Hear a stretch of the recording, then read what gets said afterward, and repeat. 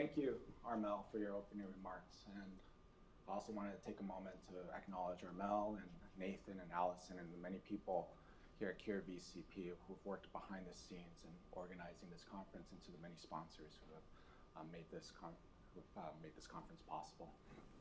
My name is Peter Shen. I am an assistant professor of biochemistry at the University of Utah, and it is my honor to be able to chair this session and provide this introduction.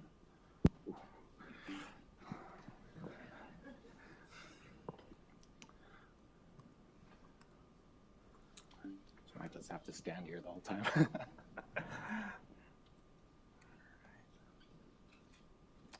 I'm sure that a model figure like this is familiar to most of us here. And as all of us know, VCP is a highly abundant and strongly conserved protein folding machine. And in fact, as you all know, VCP plays multiple roles across many cellular pathways, many of which were discovered and have been characterized by people here in this audience. But one of the central questions that has been at the forefront of the field is, how does VCP actually work? What are the molecular mechanisms that underlie its protein unfolding activity? A lot of insights have been gleaned into answering these questions over the past 20, 30 years. And early studies,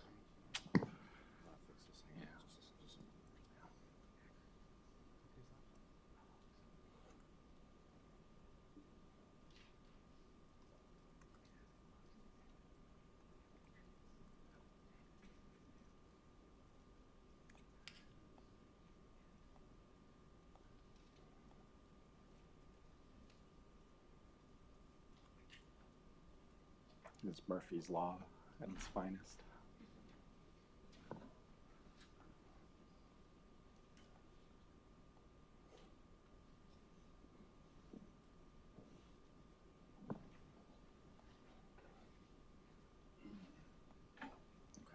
Thanks for that. Sorry, yeah.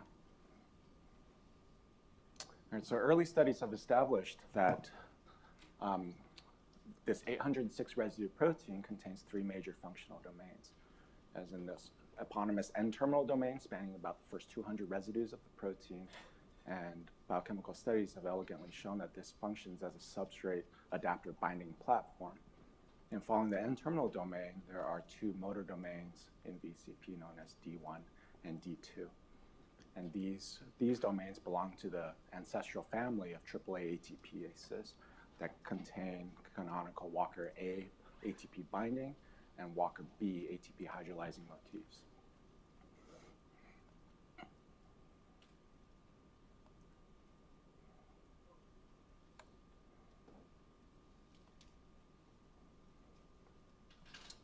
Early structural studies, like many other AAA ATPases, have also shown that VCP assembles into hexameric configurations, or these hexameric rings, with D1 stacked above D2, as shown here on the right side.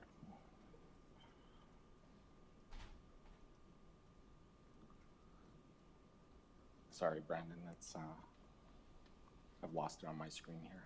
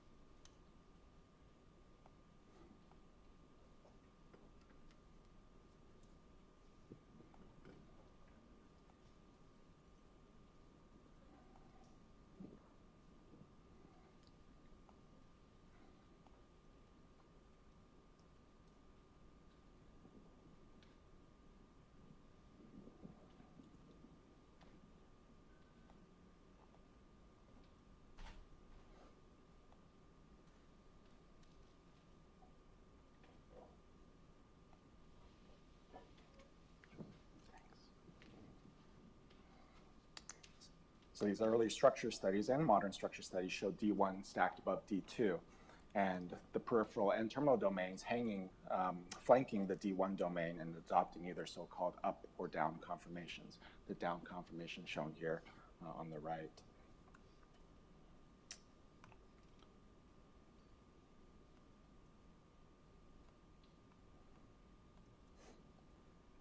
More recent structural studies have also shown what VCP looks like in the context of unfolding substrate.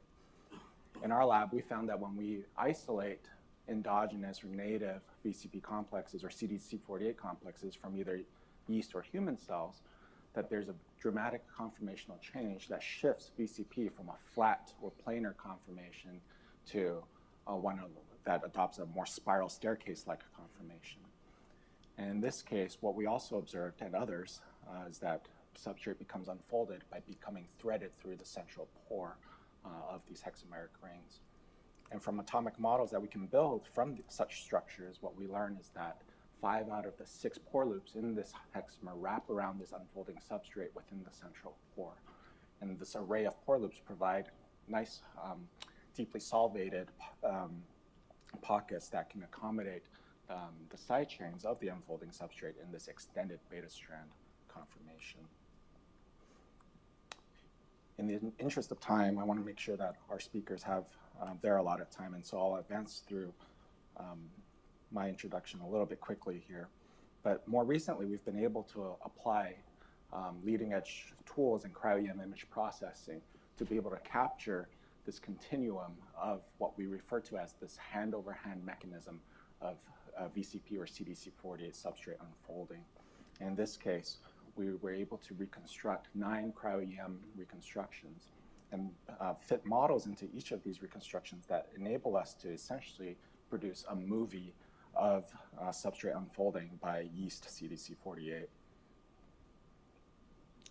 And so when we overlay these models and display them in the form of a movie, what we observe gives us a more complete understanding of how substrate unfolding occurs. In this case, what we observe is that the D1 motor disengages from substrate before D2. But after the D2 motor disengages from substrate, it actually rebinds substrate at the top of this spiral staircase array before D1. And in this mode, it appears that the D2 motor forms a power stroke-like mechanism that facilitates substrate unfolding. I'd be happy to elaborate on these details later throughout the remainder of this conference. But despite our deepened understanding of VCP's unfolding mechanism, there are many lingering questions that remain in the field.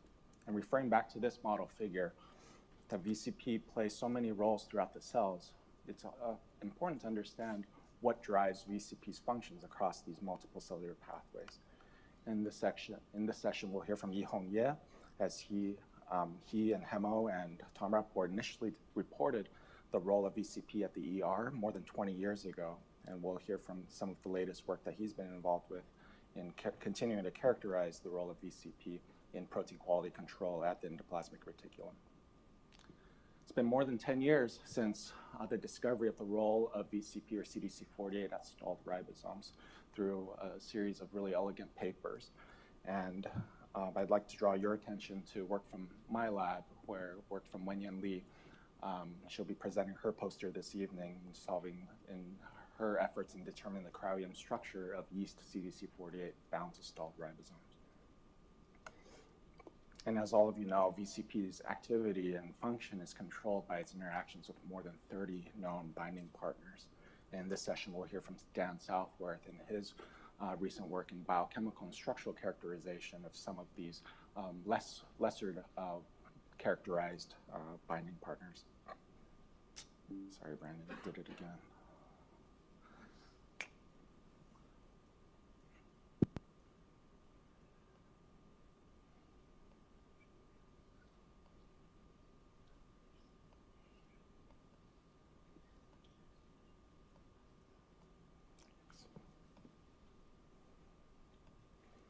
And of course, VCP's best characterized role is to unfold ubiquitinated substrates that are ubiquitinated by the UFD1-MPL4 or UN heterodimer adapter. And also in this session, we'll hear from Andy Martin and his lab's recent work in characterizing how this UN cofactor selects the optimal ubiquitin moiety to initiate substrate unfolding. And as Margarita nicely introduced yesterday, it's been almost exactly 20 years ago since Virginia Kimonis' lab discovered mutations associated with VCP multisystem proteinopathy. And since, over the past 20 years, there's been so many more variants that have been characterized. And interestingly, many of these that are associated with VCP disease appear to display this so-called gain of function or increased enzymatic activity in VCP. And the underlying mechanism of how missense mutations can cause increased enzymatic activity, increased substrate unfolding remains a big mystery. And in this session, we'll hear from Anna Schütz and her efforts in using NMR to characterize VCP, including VCP mutant variants, even at the atomic level. And finally, many of us are here because we recognize the emerging role of small molecule inhibitors in the context of VCP treatment across multiple diseases.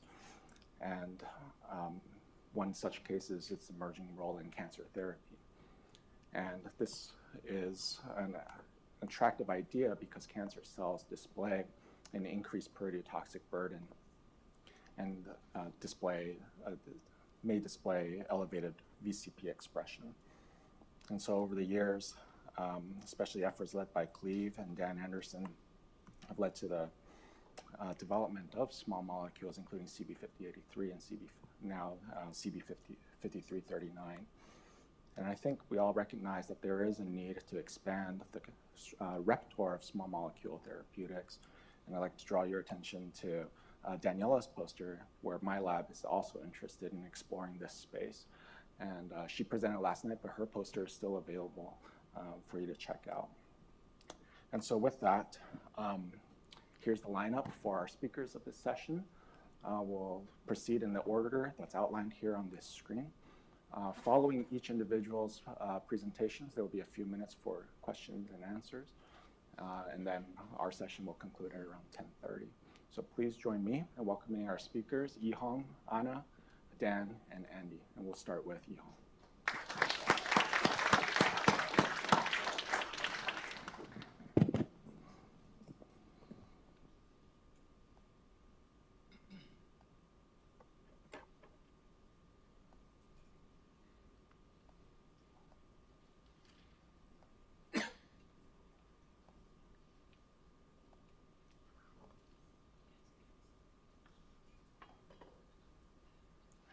Yes. Thank you. Which key is to advance this? Oh, just. Okay. All right. So I'd like to start by thanking Peter for the nice introductions and also for inviting me to be here. And today I would like to share with you a relatively new aspect of protein quality control at the endoplasmic reticulum, which helped to expand the substrate spectra for P97. So to help you frame this new work in the context of the well-established ER-associated protein degradation pathway, or the ERAP pathway, I think I would like to first give you a brief overview on some of the old biochemical studies that helped to establish this protein dislocates or segregates functions of P97, which has often been used to explain the functions of P97s in a variety of different cellular processes. And I also want to point out that the concept was actually established by collections of papers published between 2001 and 2002 from labs like Randy Hampton, Thomas Sommer, Stefan Jensch, Shoshana Barnon, and Tom Rappaport when I worked with him as a postdoc. So in late 1990s, we knew, thanks to works from Ron Capito's lab and Heather Blue's lab, that misfolded ER proteins are degraded actually mostly by proteasome in the cytoplasm. So this indicates a two-step mechanisms that first retro-translocate misfolded proteins from either lumens or ER membranes into the cytoplasm before they can be degraded by proteasome. So at that time, one of the best substrates to study this process is this single-spanning type 1 membrane protein, MC-class heavy chain, which undergo rapid retrotranslocations and degradations in the presence of this viral protein called US11. And this has been nicely demonstrated by this paper published by Heather Blue's lab. And you can see from these past trace experiments that heavy chain is degraded extremely fast in US11 expressing cells with a half-life of less than 2 minutes.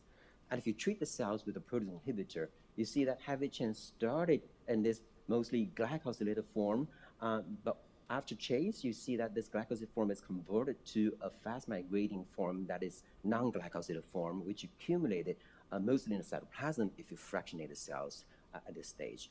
And this provides the strongest evidence for the ideas of protein retrotranslocation. So in order to study the mechanism of retrotranslocation, Caroline Chamoun in Tom Rappaport's lab established a semi-probabilized cell system.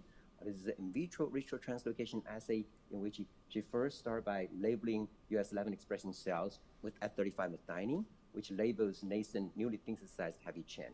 And then she permeabilized the cells with a plasmembrane selective detergent called digitonin. And that helps her to remove basically the plasmembrane and cytosol. And then she can incubate the membrane pellet fractions that has radio-labeled heavy chains with cytosol purified from, for example, cow liver, and in the presence of ATP. And also when she inhibits proteasome, she can actually observe the movement of these glycosylated heavy chains from the membrane fractions into the soluble fraction, more or less like what Ida Blue showed in intact cells. So here with this very nice in vitro systems that recapitulate the retrotranslocation in cells, Caroline was able to demonstrate that this reaction is dependent, it's an ATP-dependent reaction that also requires ubiquitin in cytosol. But at that time, it was not clear whether the ATP dependence is merely because the reaction requires ubiquitination, because we all know ubiquitination requires also ATP. So at that time, visiting students from Holland, Dennis Flyman, did a very clever experiment. So in this experiment, in the same assays, instead of adding ATP regenerating system, he used an ATP analog called AMP-PMP, which support ubiquitinations but not other ATP-dependent reactions. So in this case, you can see compares to the reactions with ATP regenerating system, substrates heavy chain undergo ubiquitinations during chase, but the ubiquitinated heavy chain is predominantly associated with the membrane pellet fractions, not released into the soluble fractions when you have ATP around. So this experiment suggests that there's actually a second ATP-dependent event that acts in concert with ubiquitination to release or dislocate ubiquitinated heavy chains from the ER into the cytoplasm before they can be degraded by the proteasome. So at that point, we made an educational guess based on the literature. In 1995, Alice Waszewski's lab here at Caltech report by genetic screens ubiquitin-dependent pathways that I'm sure you're all familiar with. And that study reviews several proteins now we call UFD1, UFD2, all the way to UFD5, that is required for degradations of this ubiquitin fusion protein. And then around the times I started my postdoc work, Hemo Mayer, who's in the audience, published this very nice biochemical studies that report UFD1 actually forms a stable complex with MPL4 and P97 or VCP. So this is the first time that links this ATPase to a ubiquitin-dependent events, and that's actually the only ATPase that we know has a connection to ubiquitin. So we thought there's likely a good chance that this is the ATPase that we were looking for. So we approached Hemo, who turned out to be the best collaborator I ever had, and with this know-how in P97 biochemistry, and also a set of tools that he developed, particularly several P97 mutant proteins that can function as a dominant active inhibitor. And with this powerful in vitro assays, I was able to quickly demonstrate that in the presence of this QQ P97 ATPase defective mutant, the degradation of heavy chain is dramatically inhibited. And if we include the protease inhibitor to allow us to visualize the dislocations of this glycosylated species, we can show that in the presence of P97 mutant, the retrotranslocation is also inhibited. So these findings, combined with observations that this QQ mutant can also serve as a sink that traps substrates, ubiquitinated substrates in the ER membrane, allow us to propose that ATP hydrolysis by P97 may provide the driving force that extract or dislocate ubiquitinated proteins from the ER membrane, which help to formulate the segregase or dislocase idea. So, so since then, through works from many laboratories, now we know that in ER-associated degradations, there are multiple retrotranslocation complexes that are on the ER membranes that handles different type of misfolded proteins, and one of them we helped identify is this Sterling-1 HERT1 VCP complex. And even though this different complex handle different class of substrates, they seem to all work through VCP to move substrates into the cytoplasm before they can be degraded by perisome. This helps to explain why when we inactivate this CDC48 or VCP complex, it can induce such a robust ER stress or UPR phenotypes in both yeast as well as in mammalian cells, which later helps to formulate the concepts that perhaps by inhibiting ATPs, we can actually trigger cell death in cancers that are particularly dependent on ER homeostasis for survival. So since then, more and more several pathways are known to be dependent on CDC48, and one of them, as mentioned by Peter, is this ribosome-associated quality control pathway, in which CDC48 complex used ATP hydrolysis to extract ubiquitin-native proteins in the translation-stored ribosomes to help degrade this defective polypeptides. And this slide is oversimplified models that are based on studies from many laboratories, including Claudia Josero, Manu Hedda, Johnson Weissman, and Ray Deshay, and Toshi Nada. But interestingly, all this work is actually based on studies on ribosomes that are making soluble protein, which make us to wonder what happened if cells encounter a translation storing events when the ribosomes are making ER-bound protein. And conceptually, if this happens, not only you would have a defective polypeptides that are partially translated and then defective and non-functional, and the polypeptides would stay inside of the translocon and it will prevent substrates from going into the ER, more or less like a damaged car sitting in a tunnel. So this would impose a much bigger threat to proteostasis in the ER and must require the quality control mechanisms to remove it. So, so we wonder whether this could be dependent on either RQC or ERAT, and whether P97 could have a role in this process. So before I delve into the data that we recently obtained on the studies, I would like to also show a few slides, introductory slides, to introduce this important molecules that actually led us into this field. And this is this small ubiquitin-like protein called UFM1, which is an 85 amino acids protein. Just like ubiquitin, it folds into this globular domain structure and also has a glycine residue near the C terminus. And when the last two residues are cleaved by a protease, and this glycine is exposed, and it allows UFM1s to be conjugated to a lysine residues on the substrate. And this modification is called eufemmylation. And just like ubiquitination, eufemmylation requires a cascade of enzymes that involve an E1 enzyme and E2 and E3 ligase. But unlike ubiquitination, which employs more than 40 E3 ligase and about 600 to 1,000 E3 ligase, the eufemmylation system is much simpler. It only has one E1 enzyme and one E2 and one E3 enzyme, which is consist of three proteins. You have L1, you have BP1, and CDK5-RAP3. So the modification is reversible. There are two deeufemmylating enzymes that can cleave UFM off the substrates to reverse the cycling. So despite its simplicity, the system is highly essential for animal development. So if you knock out the E1 enzyme or E3 enzyme in mice, it generates an embryonic lethal phenotype. And when the animal deficiency proliferations are analyzed, and two groups, Honglin Li's lab in August University and Kumazu's lab in Japan, both noticed that those cells don't have mature red blood cells, suggesting an essential role for eufemmylations in erythropoiesis. And moreover, genetic studies in humans have linked various mutations in genes in eufemmylation systems, including UFM1 and also all the enzymes, to a collections of neurological disorders. And some of these are actually developmentally related, such as these mutations UFM1 is linked to a disease called hypomyelinating leukodystrophy. And this occurs early on in children as their central nervous systems lack myelin sheaths around the axon. So the pathology mechanism of this disease is not clear, but we know from several cell biology studies that there seems to be connections between the systems to ER protein homeostasis. First of all, the E3 enzyme complex, as I mentioned, so you have L1 and you have BP1, CDK5-RAC3 complex. It contains a membrane localization sequence or hydrophobic sequence at the N-terminus of these proteins that allow cells to tether the E3 ligase to the ER surface. And secondly, if you knock out this enzyme in mammalian cells, and the cells are highly sensitive to ER stress-induced cell death, which is demonstrated by a collection of papers shown here. So because of this, we thought that there is a good chance that this may be involved in certain aspect of protein quality control at the ER.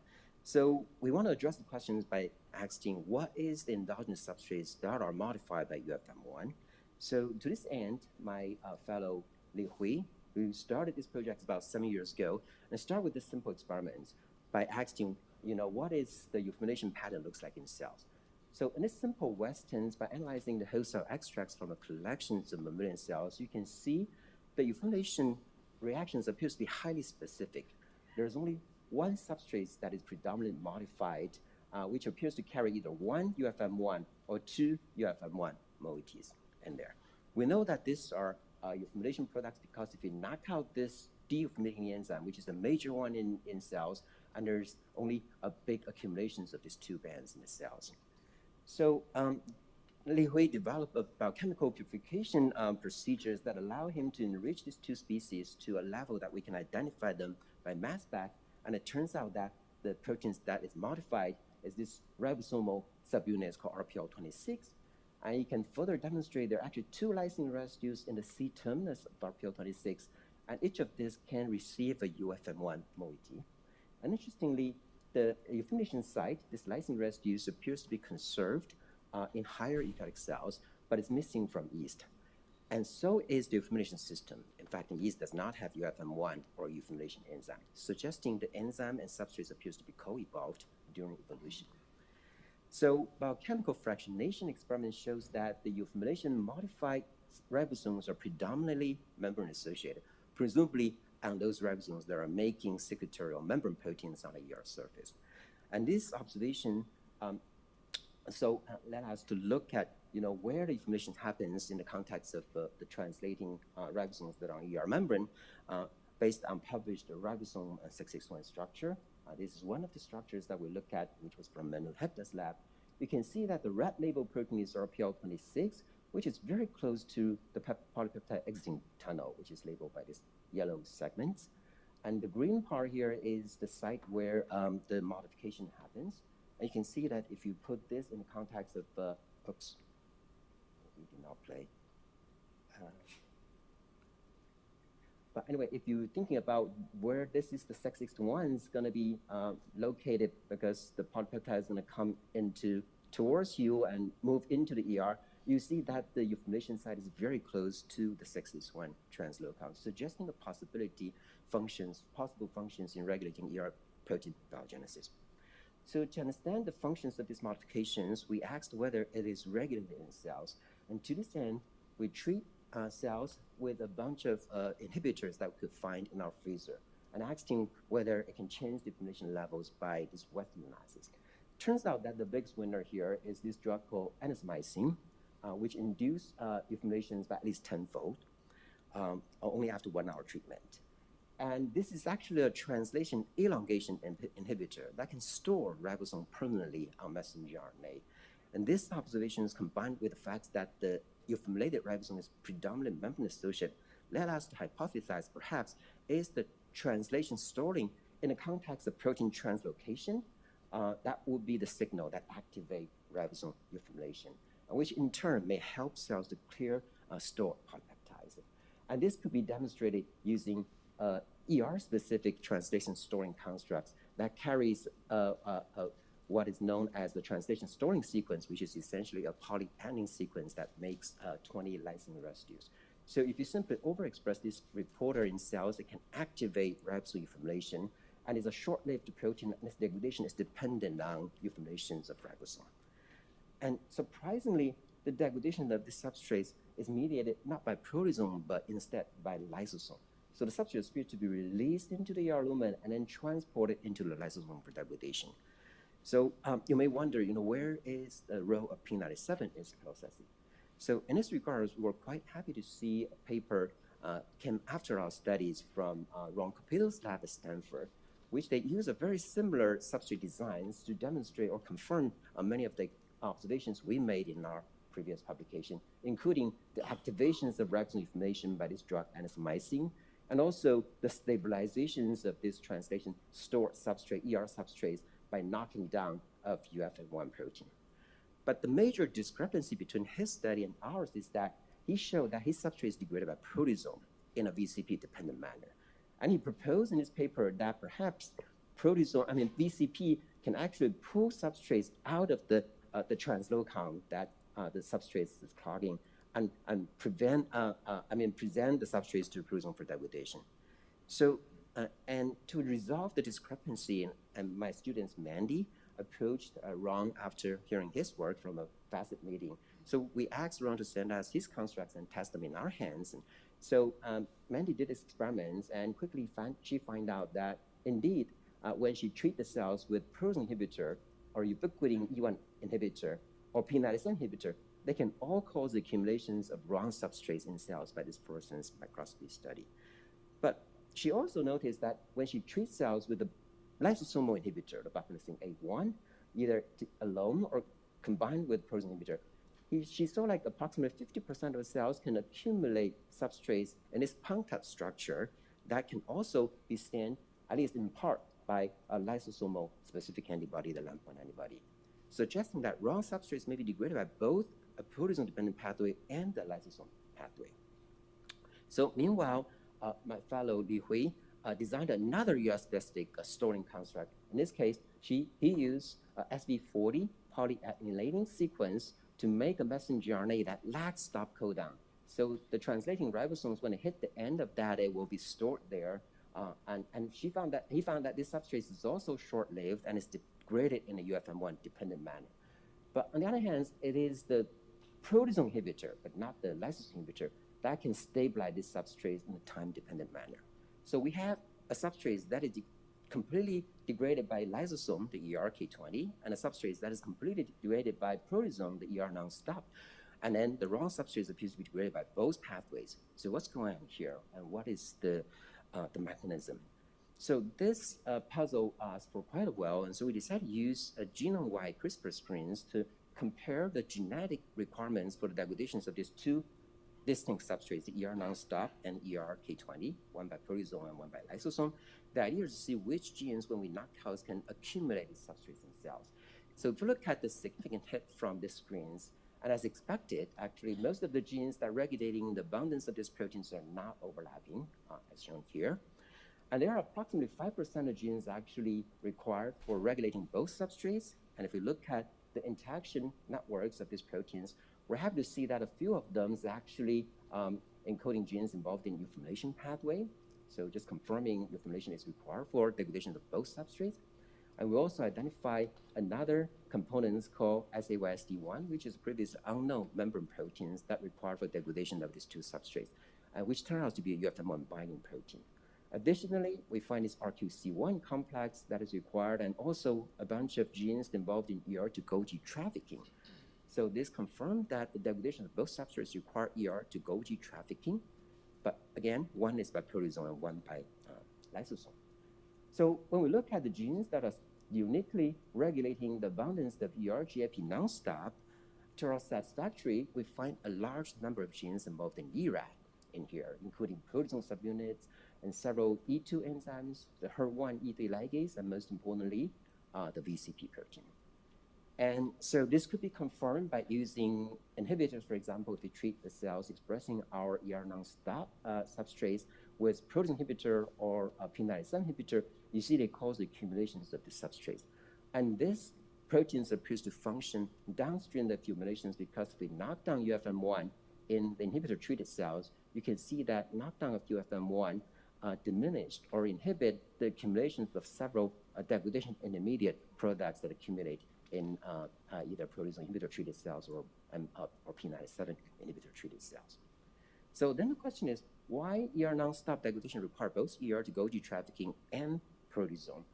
And luckily, the answer is also hidden in our screens because we look at some of the additional genes identified, and we notice a set of proteins here that are known to be involved in Golgi to ER retrieval pathways that helps to recover some of the proteins that leaked from the ER to the Golgi. So this suggests that for ER non-stops, it first traffic from ER to Golgi, and then it's retrieved by this retrieval pathway before it can be handled or processed by the ERA machinery. And this can be confirmed by knocking down of these genes, and you see now the substrates accumulate in a very unique pattern. That is, they accumulate in this paranuclear cluster membrane structures that are co-localized or co-stamped by this Golgi marker. So if you block the Golgi retrieval pathway, now the substrate ER non-stop accumulate in the Golgi. So just in summary of what I just told you, so it turns out that our study expand the functions of P97 in a specific branch of ER QC pathway that is initiated by ribosome reformulation when cells sense a clogged translocon. So these modifications would help to bring in a UFM binding protein SAYSD1, which may further recruit additional downstream components that eventually help substrates that release into ER lumens to traffic from ER to Golgi. And at that point, there is a triaging decision that is made.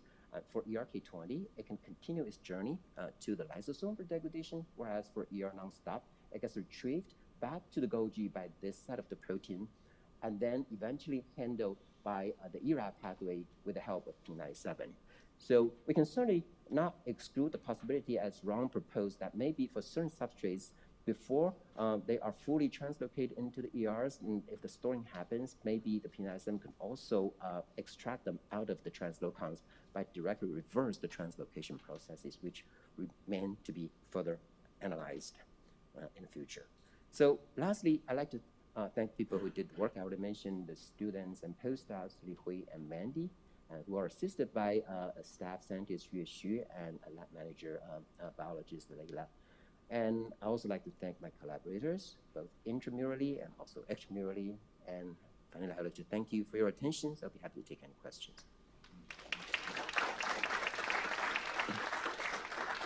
Yes. So I find it fascinating that the different substrates might be processed differently with the polyadenylated versus non-stop. Have you tested any of the substrates that might? So the polyadenylated one is probably through the RNA, and then the non-stop is just stops. Have you tested any of the substrates that might be the charged residues that might get stuck, the protein substrate that gets stuck in the ribosome tunnel as a cause of stalling, like a different substrate? Charge, you mean polylysine? So the polylysine, my understanding is that that's thought to be RNA-dependent ribosome stalling due to the polyalanine tract. Mm-hmm. But there are some substrates that are like arginine-rich substrates, for example, that get stuck because of the protein. Yeah. And does that trigger a different degradation pathway? Yes, and you may notice that so far all the studies I showed you are actually done with these reporters or arbitrary substrates. And we did try very hard to look for endogenous substrates that may store the translations in different ways. And one of the substrates that we discover is collagen, actually. Collagen is actually is known to have a lot of the lysine and proline residues in this proline X motif, and which is required for assembly the helixal bundle, and it's also the most abundant signature protein. And it's known in the translation field that proline peptide bonds are actually difficult to make. And when you have a lot of prolines in a stretch, it can actually store the translation. So in that particular case, we noticed that collagen, at least a fraction of the collagens during the biogenesis is actually degraded. In this case, it's actually degraded by lysosome and appears to be linked to the storing.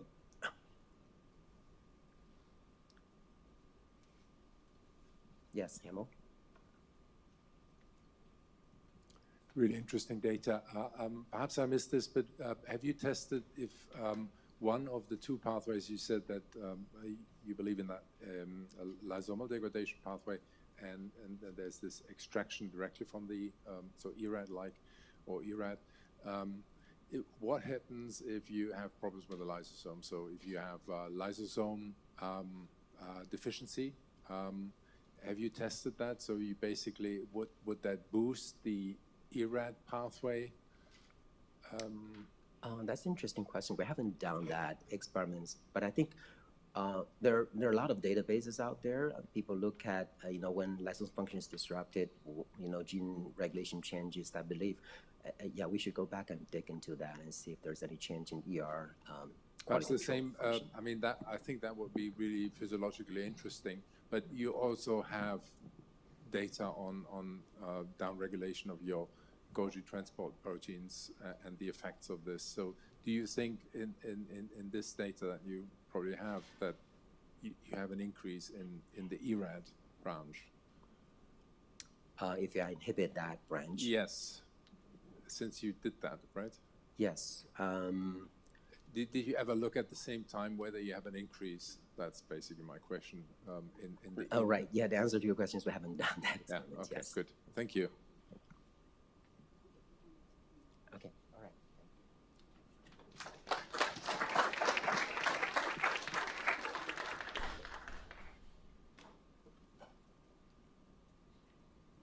Yeah.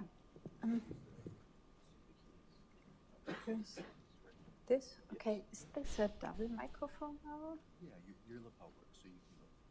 Ah, okay. Yeah, you can move.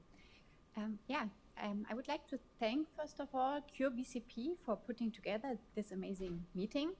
And with this talk, I would like to introduce another in vitro structural biology technique to the session and to the VCP field, namely nuclear magnetic resonance spectroscopy, or short NMR. And we've already learned that VCP is a highly dynamic enzyme that undergoes large-scale conformational changes during its ATP hydrolysis cycle. And if we consider just the hexamer here, in the absence of any cofactors on substrates, there's already two major structural states. One, where D1 domain here is bound to ATP gamma S, that's a slowly hydrolyzable ATP analog, and it traps VCP prior to hydrolysis. And the second state here, where the D1 domain is loaded with ADP. And if we compare these two structures, we can see that the N-terminal domain is undergoing a major downward motion. So this is the power strike of the ATP hydrolysis cycle in D1, where mechanical work is generated. And one can show that a construct comprising NTD and D1 domain, also termed ND1L, is actually sufficient to replicate this nucleotide-driven motion. And Cryo-EM and also X-ray have characterized these two static states. But the question is now, how and under which conditions do they interconvert? And this is where NMR spectroscopy comes in, because it gives us access to dynamics, so to molecular motions, and it also carries potentials, for example, for small molecule binding. Now, the requirements are a bit higher compared to Cryo-EM. We need actually milligram amounts of enzyme, and it needs to be labeled with stable isotopes, so it's usually produced recombinantly. And the information that we gain is then not immediately three-dimensional spatial information, but instead we learn something about the environments of nuclear spins. So, for example, about motions or also small molecule binding. And NMR data, such as a two-dimensional spectrum that is shown here, then typically contain one signal for every methyl group or amide moiety in our protein. And for VCP, for example, the methyl groups give us access to probe the entire structure. Now, it is NMR spectroscopy actually underlies fundamental size limitations. So you can see that here in the two-dimensional spectra, where the resolution actually deteriorates with increasing molecular size. And on the X and Y axis here in the NMR spectra, we can record the chemical shifts. And for VCP, and with many other big systems, what we actually do is we pursue a divide and conquer approach, whereby we divide our protein into those subdomains that are relevant to the specific research question. And this is what we did also for VCP. And here's an example of an NMR spectrum of the ND1L hexamer of the wild type. And you can see 132 methyl probes that are sequentially assigned to the primary sequence. And they are probes for structural and dynamical state of VCP. And they are a very good proxy of the full-length protein. And you can see that from this overview. The black spectrum is showing the full-length VCP. And I'll be using this construct in most of the talk. So depending on whether we now load VCP with either ATP gamma S or ADP, the spectra change dramatically. And this is consistent with a major conformational rearrangement of the NTD from the up state into the down position. This is just the Weyling region of the spectrum. This is the full spectrum, and an NMR spectrum is often compared to a fingerprint because it gives us information about VCP in a certain condition, for example, bearing a disease-associated mutation or bound to a small molecule. And with this background, we now turned our attention to the disease-associated mutations in VCP, and this is actually work that dates back to my postdoctoral time already a bit ago, but I thought it really belonged to this audience. And in the second part of the talk, I would like then to show some new results that relate to ATP processing by VCP and how we think it is affected by disease-associated mutations. So the majority of MSP mutations actually occur at the interface between the NTD and D1 domain and in the intermediate linker region. And our initial study covered these 7 sites that are shown here. And if we now introduce such a disease-associated mutation into VCP when it's in the ATP gamma S bound state, then there's very little effect on the NMR spectra, which is shown by this overlay, the wild type in black and the R95G disease-associated mutations in blue. And the spectra superimpose really well. This is just the outermost contour of the wild-type spectrum to show how well they superimpose. And because NMR chemical shifts are very sensitive probe of structure and dynamics, this tells us that the mutant and the wild-type protein sample very similar conformations in solution when the D1 domain is bound to ATP gamma S. Now this changed drastically when we loaded VCP with ADP. Here we notice many spectral changes all over the NTD and D1 domain between the wild-type spectrum shown in red and the mutant spectrum shown in blue. And curiously, when we did this for many different mutations, we noticed that the chemical shifts here, they actually titrate with mutation in an almost linear fashion. And the endpoint of this titration seems to be the ATP gamma S bound form of the wild-type protein, even though all of the mutants are not loaded with ATP gamma S but ADP.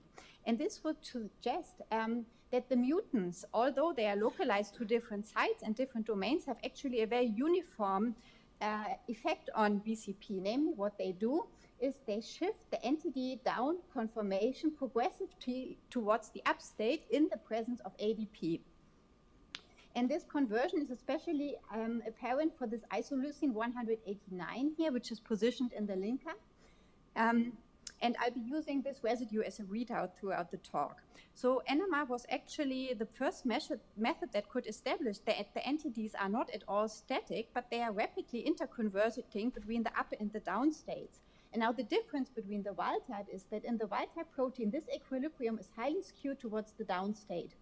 The weak mutants shifted a little bit towards the up state, and in stronger mutants, it's almost equally populated between up and down states. And if we combine 2 interfacial mutations, which is of course artificial here, then we can generate a version of VCP that even though it's in the ADP bound state, the NTD mainly samples the up state.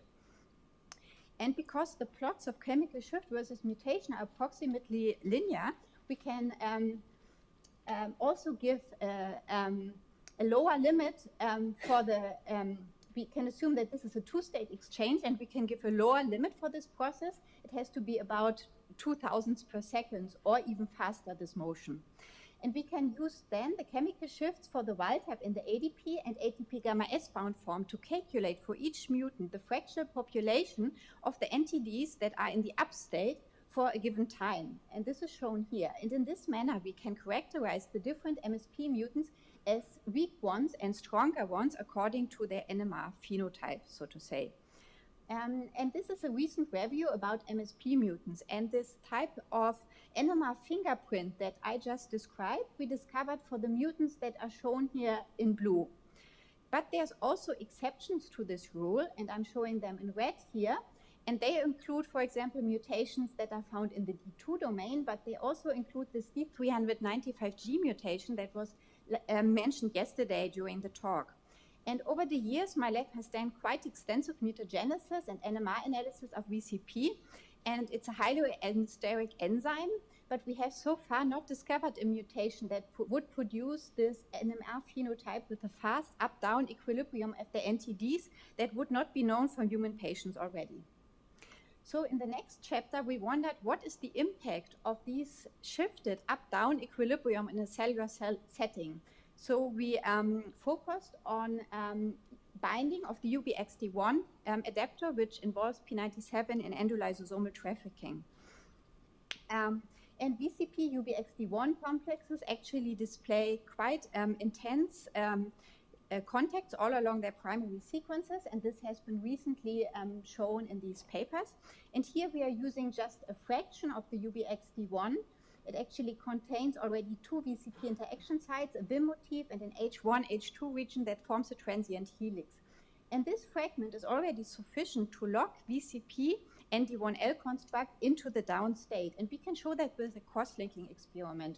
So if we consider this arginine 155 to cysteine mutation, it's actually a disease mutation, and we introduce an additional mutation right here at the interface in D1 that is also a cysteine, then we can generate a version of VCP which we can lock into the downstate covalently by forming a disulfide simply by adding or removing reducing agent. And this introduces a chemical shift from the orange to the black contours, which is very similar to what we observe when we add the Ubxd1 adapter to VCP under reducing conditions. So this binding this adapter fragment also locks the NTD into the downstate. And we then repeated this experiment with different MSP mutants. First of all, the weaker ones on the NMR scale. And we can see here the valene 68 actually reports on the VIM binding that we see only partially binding or going from orange to black contours instead of the gray ones that we would observe to the wild type. And also here using this isoleucine 189, the adapter is not able to lock NTD completely into the downstate. And we determined a KD of approximately 80 micromolar for this compared to 20 micromolar for the wild type. So now this might seem weak, but remember we are not looking at the full-length constructs here. And when we repeated this experiment, then with the strong mutations, the KD was even higher. We barely detected any binding, and the NTD could not be locked at all into the downstate as it would be for the wild type.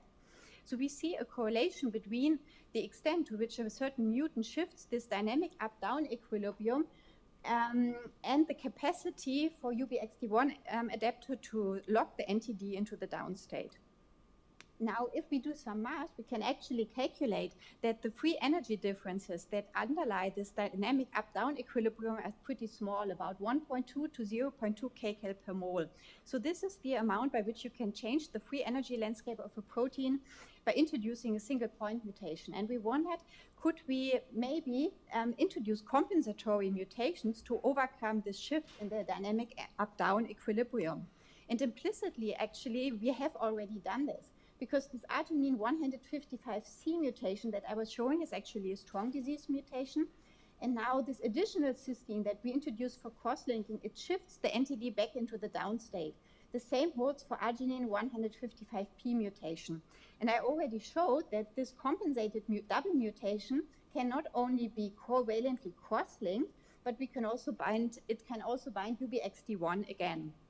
A second possibility would be, instead of stabilizing the downstate with a compensatory mutation, to destabilize the upstate. And we did this by just investigating the X-ray structure, finding some stabilizing contacts and modifying them. And indeed, we could obtain small shifts of the dynamic NTD up-down equilibrium towards the situation in the wild type. Now, in the second part of the talk, we go back to the ATPase activity, and it was noted early on that some of the MSD mutants display an increased basal ATPase hydrolysis rates even in the absence of cofactors and substrates. And this motivated us to scrutinize ATP processing in the D1 domain of VCP. And as Peter already introduced, VCP is a AAA enzyme. And there's this is the nucleotide binding site. There's the Walker motifs that are involved in nucleotide binding and hydrolysis. And the nucleotide binds at the subunit interface. And the arginine finger residues that you can see are actually contributed by the adjacent subunit that is shown in green. Now, we wanted to do a real-time NMR investigation of VCP while it's undergoing ATP hydrolysis. And we were wondering, what are the additional steps in this nucleotide hydrolysis cycle? Which state is rate limiting?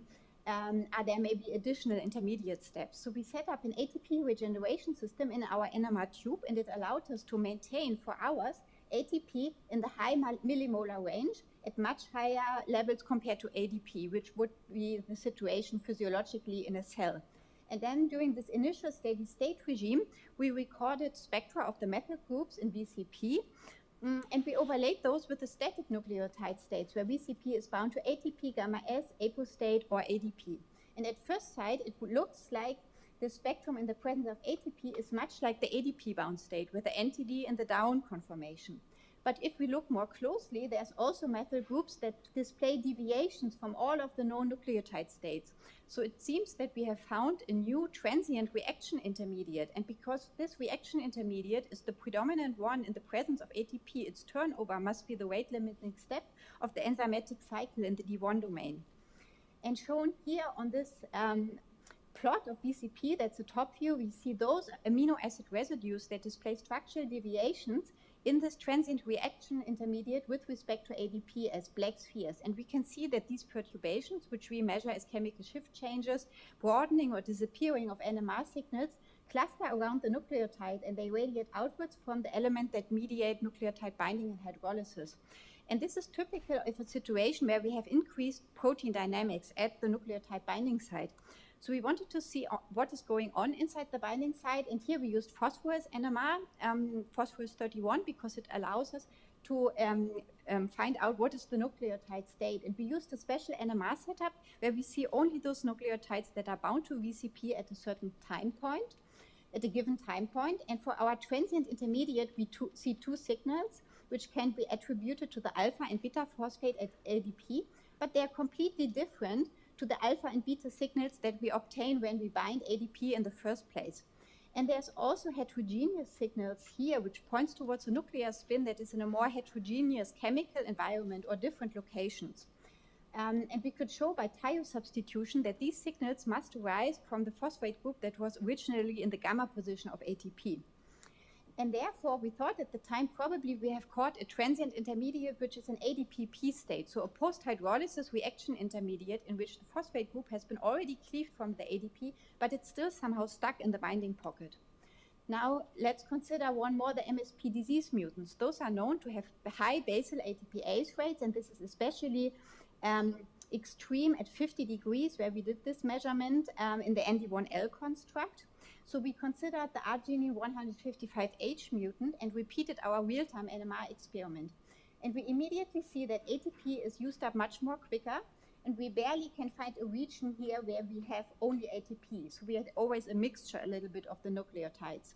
And then when we compared the spectrum in the presence of the ATP regeneration system with the ATP gamma S and ADP reference, we saw that this time we had caught the up state, so before hydrolysis. And this is completely different to the wild type, because there in the presence of ATP, we only see the down conformation. And this has an implication for the nucleotide hydrolysis cycle in D1, which we imagine as follows. So the apostate binds ATP rapidly. This is why we never observe it in the NMR spectra. The hydrolysis in the wild type then proceeds fast. This is the step where the NTD moves into the down position, but it's not the rate limiting step of the enzymatic cycle. That's the next step, the phosphate release, at least for the wild type protein. And this is why we observe the ADP-P state under the steady state conditions in the presence of ATP. Now the disease mutants, there the phosphate somehow dissociates faster. We don't observe this ADP-P state. And because of that, the product is released quicker and we have a higher basal ATPase rate. So to really prove that we have caught this transient intermediate, we of course went for structure determination using Cryo-EM. And this time it was on the full-length protein, and we teamed up with Eri Sakata to obtain a reconstruction in the presence of ATP. And the map at first sight looks very much like the ADP-bound state of VCP, where the NTD is already in the down position. But if we look more closely, this is the D2 binding pocket. We see a molecule of ATP with 3 phosphate groups and a magnesium ion coordinated by this threonine here. So very easily assigned. By comparison, in the D1 pocket, we saw a molecule of ADP, and it was surrounded by multiple weaker patches of density that emanated from the beta phosphate, but also multiple densities here towards this arginine finger. And this points at structural heterogeneity. We have different ions in the binding pocket, magnesium phosphate ions, but also possibly double side chain watermers of the surrounding residues. And at 2.6 angstrom, we didn't feel confident to assign it. So we also teamed up with an MD molecular dynamics group in Munich, Martin Zacharias' lab, and we asked them to do a simulation of the binding pocket directly after ATP hydrolysis. And they did this for a hexamer, but only hydrolyzed one of the 6 subunits. And in all of the 6 ATP-bound subunits during the 2 microsecond simulation, we have very little happening in the plots. It's static, whereas in the ADPP-bound subunit, something is going on, and we can recognize 2 states, and we can pin that down to 2 parameters. One in red is the difference between the phosphate ion, in the distances between the phosphate ion and the 2 amino groups of the arginine finger residue. If the distance is small, it's a strong head-on coordination. If it's large, it's a lateral, weaker coordination. And correlated to this parameter is the dihedral angle of the adjacent phenylalanine 360 residue, which samples 2 side chain watermers only in the ADPP state. And as you can see here, this was not just from the simulation, but also in the Cryo-EM density, we saw double watermer states uniquely in the ADPP state for these 2 residues.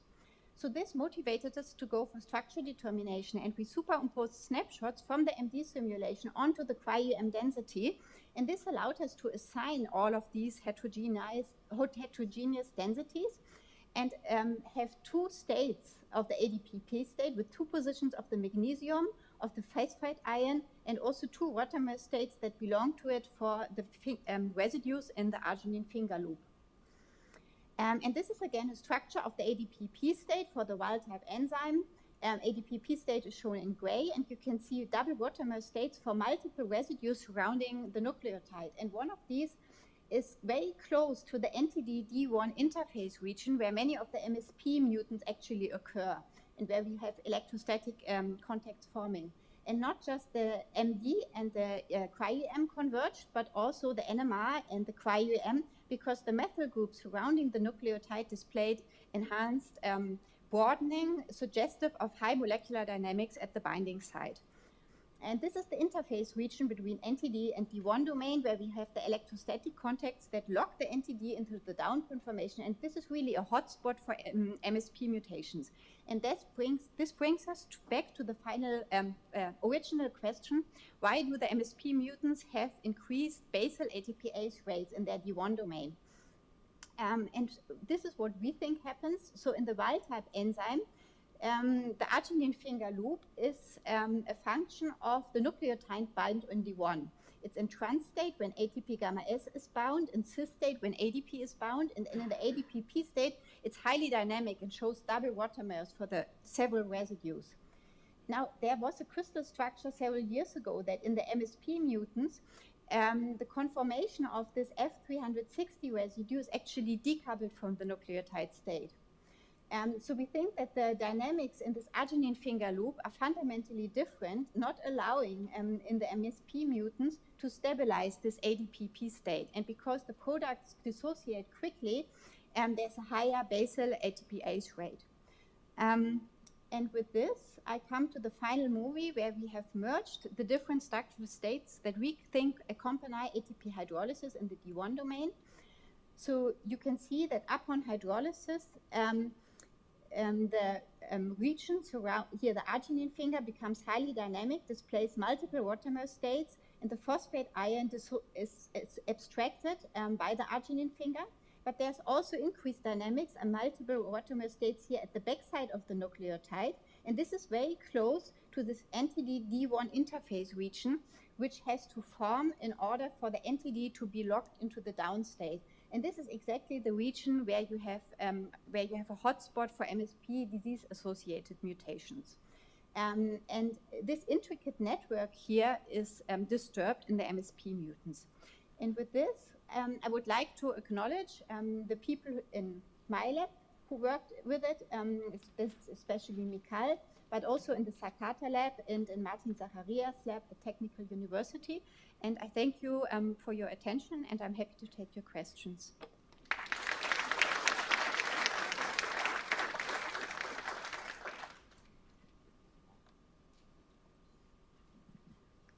I have two questions, so kind of a two-part question. The first one is you showed in your ATPase model basically concerted movements of the N-terminal domains or even concerted ATP hydrolysis was suggested.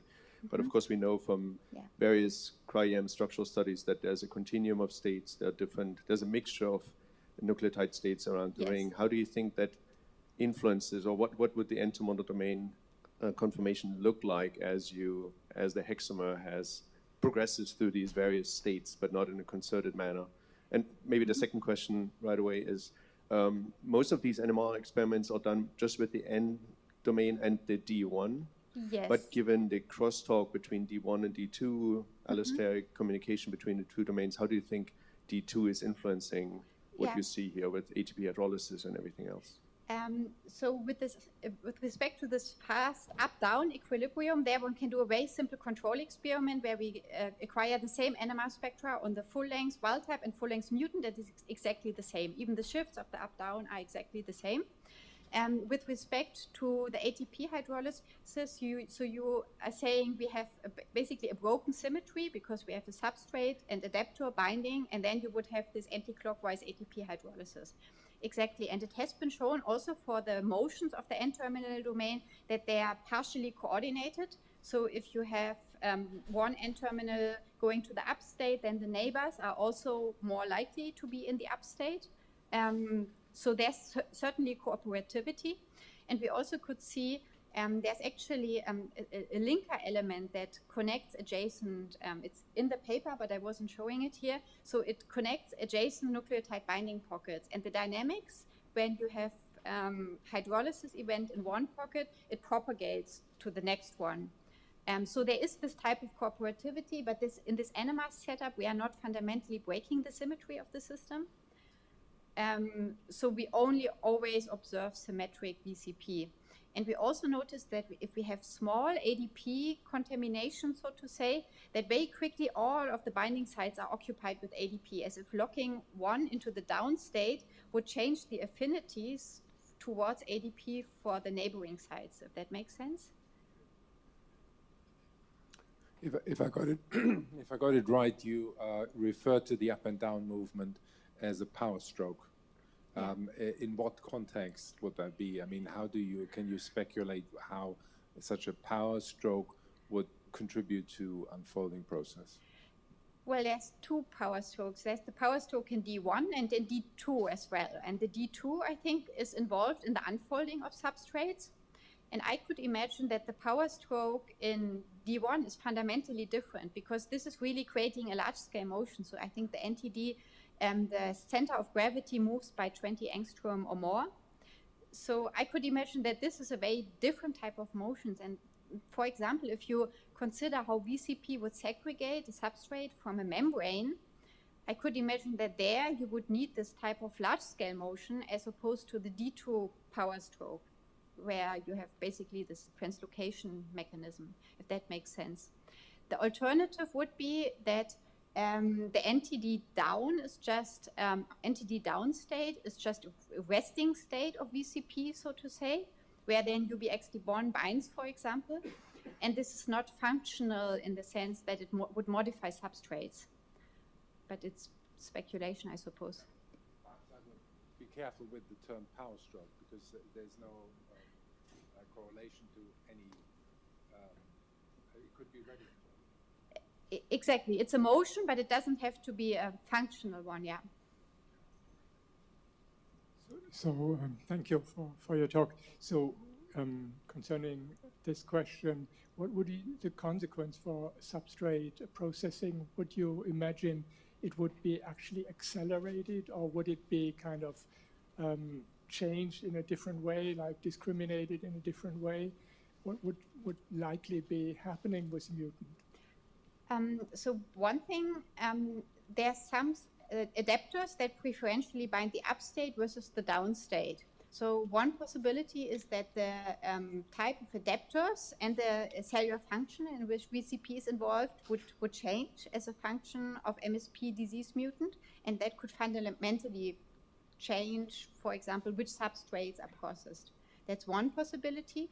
The other is that we have this increased turnover rates in D1, and they would normally also be coupled to D2 via the D1, D2 linker. So in that sense, it could be that the unfolding rate is rather increased, but possibly not matched to what is happening downstream of VCP. So you see the aggregates in the disease. So how would you actually link the aggregate formation to what you just said, which is that substrate processing is different? So, I mean, I would say it's just increased, and you have unfolded substrates, and then there's possibly not enough activity of the proteasome, for example, downstream, to accept those substrates. That's one possibility.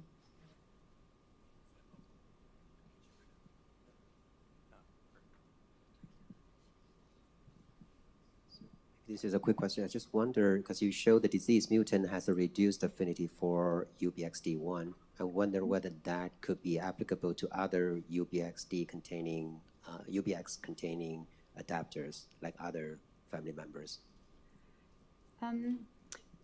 So, I mean, the affinity comes from avidity. So there's many contact points in Ubxd1 that bind to VCP N-terminally and C-terminally.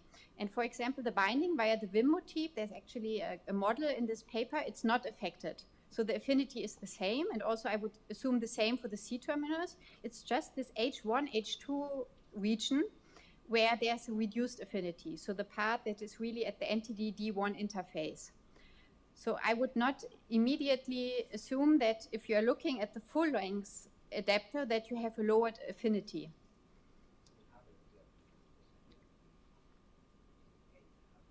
Well, those would not be affected.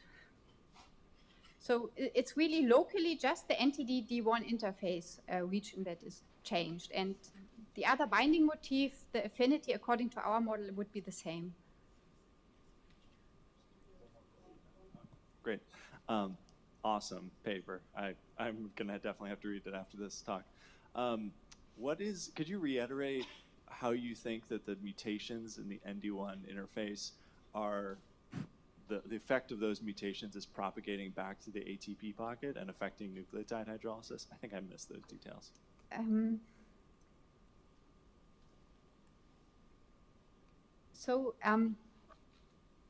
mean, first of all, the hotspot site for mutation, this is right here, that's the NTD-D1 interface, right? And it's really close to actually the backside of the nucleotide binding pocket. And here, this is a place where we have increased dynamics directly after hydrolysis. And this is not present in the ATP gamma S or ADP bound states.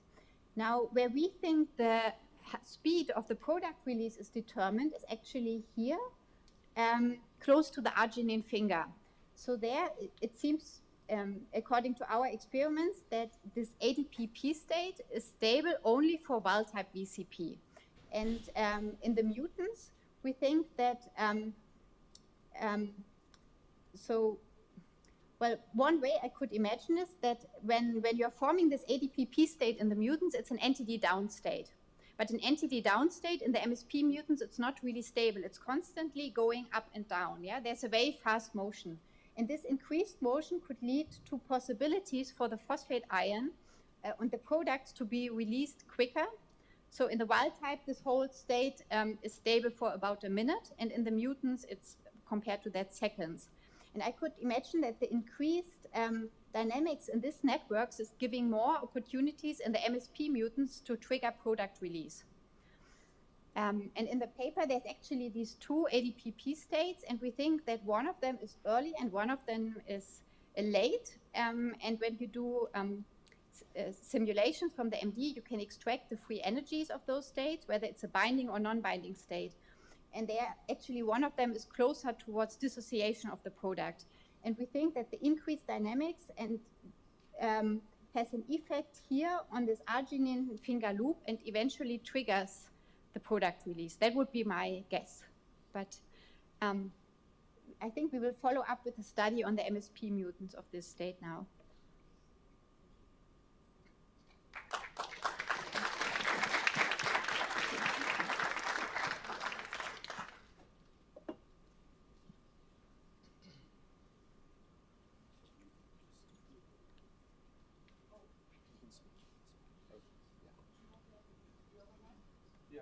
Yeah.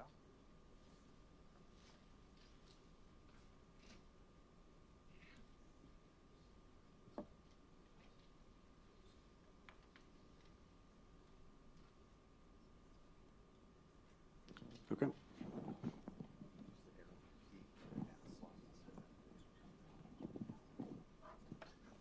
Okay, great.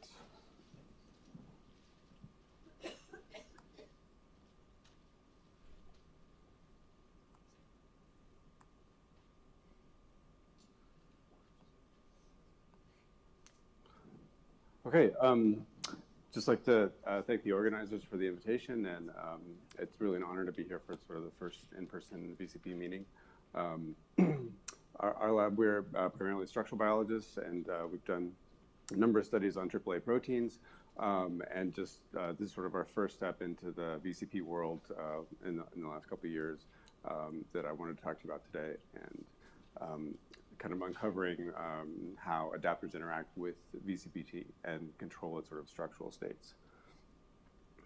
And so we've had some great introductions already, and so I think I can go pretty quickly through this, but I just want to sort of point out the sort of diverse roles across the cell that VCP plays, and how those roles are really regulated by these different sets of adapter proteins.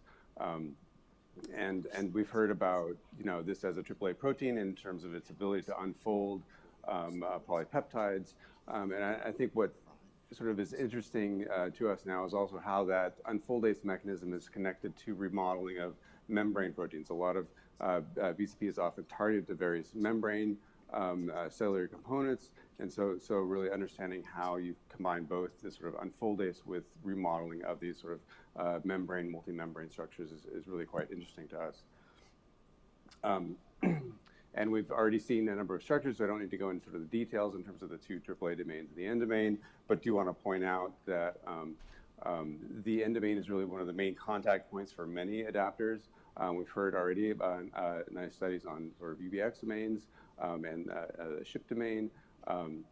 So there's sort of these main sort of interactions with this sort of bilobe end domain here, and this is also sort of where we see sort of changes in ANSOC with the mutations associated with the up-down states of the nucleotide states of the end domain as well.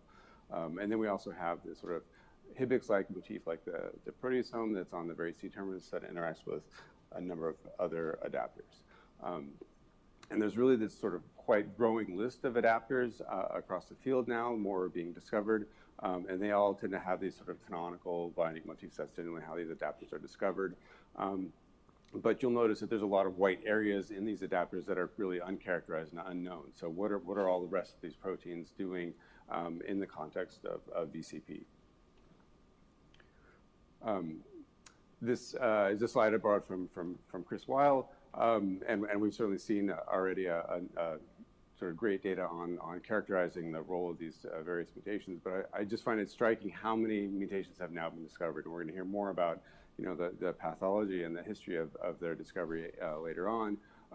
But what is really surprising to me when I first saw this was just the number of mutations that are in the end domain or in the D1 that are really relatively distal from the core ATP hydrolysis pocket, right? So these are really allosteric modulators of the hydrolysis as well. And, you know, we've seen, you know, great data on how these mutations can affect the end domain in terms of its up-down states, and how they also alter ATPase in general. But what I think is sort of, you know, needs to be sort of explored more is sort of how these mutations may also affect sort of the equilibrium of these sort of adaptive systems within the cell, and how that maybe not only are you affecting sort of core hydrolysis of VCP, but also maybe how it's regulated in the cell, how it's positioned in these different environments.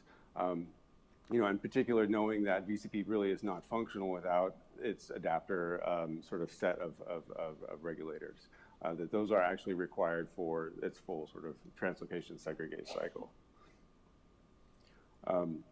And so a couple years ago, Michelle Arkin at UCSF approached us about maybe working together on VCP, and we talked about some projects and became very fascinated with VCP's role in in lysophagy and regulating lysosome function, in particular because of our interest in neurodegenerative disease and how aggregates and amyloids are basically propagated through sort of potentially through damaged lysosomes where they're taken up and cause damage and maybe escape and drive seeding. And surprisingly, VCP was, through work from Hemmemeyer, it seems really quite critical in regulating this lysosome damage pathway. And so we were really inspired by Hemme's work, identifying VCP along with these three adapters, Ubxd1, YOD1, and PLAA, in regulating this endolysosome damage repair pathway that they characterize, which sort of moves past this sort of initial escort pathway where you get sort of minor holes that are repaired by it through the escort pathway. But then if damage continues, such as large punctures, discontinuous membranes, then the VCP system is recruited, and that through specific ubiquitin linkage recognition helps form the phagophore around the damaged lysosome to basically degrade the whole system. And so among those proteins, one that really stood out to us was this Ubxd1 adapter, particularly just because of being a structural biologist and looking at this sort of fairly large adapter and the many number of domains, canonical domains that bind or thought to bind VCP. Right? In particular, it contains the UBX domain on the C terminals as well as a VIM domain. Right? So these are basically competitive binding elements for VCP. Right? And then, and in addition, there's a pub domain that now binds at the very C terminus of this complex. So it has all of these sort of canonical domains that usually adapters will have one or a couple of these, but this has quite a number. And some other sort of other domains, like we just heard about the H1, H2 interaction. And so, and then this is sort of the AlphaFold prediction model where you see kind of this spaghetti of structures kind of all over the place with the canonical VCP binding domains shown as sort of well-folded elements. And then, so despite all of these sort of structural elements, the mechanism of Ubxd1 is really sort of unknown. It has no catalytic functions, and then has these many overlapping binding domains. And then, while this isn't really so true now, since Hemme's now identified that it may actually have a ubiquitin binding contacts as well. And so, as I mentioned, this was a really strong collaboration with Michelle Arkin and her student Chad Altabelli, who's here, as well as Julian Braxton in my lab and Max Tucker, who's here as well. So what Chad found initially was very striking is that Ubxd1 is really quite a potent inhibitor of the ATP hydrolysis of VCP. And so indicating that it likely binds very strongly to form this sort of complex. So this is sort of the first indicator that structures would be sort of attainable and may show quite interesting functions in terms of how it might inhibit ATP hydrolysis. Julian went ahead to study sort of the binding through just general size exclusion chromatography. So basically we're looking at sort of this peak here and the coevolution of Ubxd1 with VCP. And what we see is just really very little Ubxd1 comes down with P97, but it's nucleotide dependent in that it requires the presence of nucleotide, but it seems to be present in both ADP and ATP gamma S incubations. So this is, somewhat counter to the really potent inhibition with an IC50 of 34 nanomolar, where we see just sort of minor sort of substoichiometric binding by this sort of gel filtration analysis. Julian moved to doing Cryo-EM, which is sort of our main sort of structural biology approach. And as we've heard with a number of other cryo-EM structures, it's really quite powerful in being able to classify difficult complexes. And this one in particular, you can imagine, has difficulties in terms of valency, given the sort of 6 sites on a VCP hexamer, the flexibility of this adapter, and then sort of potential stability like we saw with gel filtration. And sort of to our initial disappointment, and this is probably comes up in a lot of people that work on VCP, is that you add your adapter and all you see are VCP hexamers in the data. And so in sort of initial collections, this was sort of the primary, structure with no sort of additional density around it. But Julian was really quite undaunted and moved forward with collecting really huge data set, and then sort of skipping the typical 2D classification and moving to a 3D classification method to pull out the different states. And what he saw were three sort of main conformations, a sort of an ADP-like structure here, and then two different Ubxd1 bound states. There were some additional stoichiometries that were also identified and characterized that were quite interesting, but the predominant ones were these sort of singly bound Ubxd1 hexamers. And so that's what I'm going to talk about for the next few slides. And what was surprising is that Ubxd1 is bound sort of singly on the hexamer, and that in between two of the binding sites, it actually splits open the hexamer in this sort of open state. Right, so this density here is the Vim density, and this is the UBX density here. And so in between that protomer becomes split open in the sort of open state class that he identified. In addition to sort of more low resolution volumes, he could identify the pub domain sort of hanging off in the end. This is the one that has sort of interactions with this Hibix-like motif tail at the bottom of P97. So it's clearly more flexible, and we only observe it at kind of these lower resolution thresholds. So just going into more specifically the interactions that we see, again, we see the Vim density here, basically, counterclockwise to where the UBX domain is. This looks like a canonical Vim interaction with the N domain, and then yes, moving clockwise on the ring. I'm starting to lose the laser pointer. Sorry. We have the UBX domain up here, and again, it's not perfectly conserved with other UBX domains, but it does bind as a typical UBX domain has been observed to previously.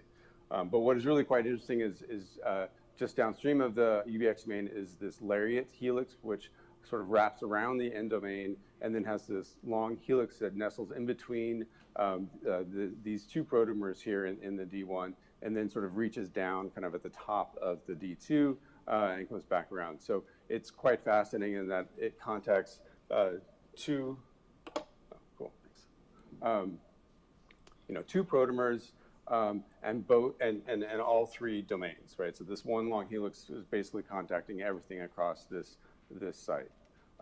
And coincidentally, this is the region that becomes sort of forced open by the interaction.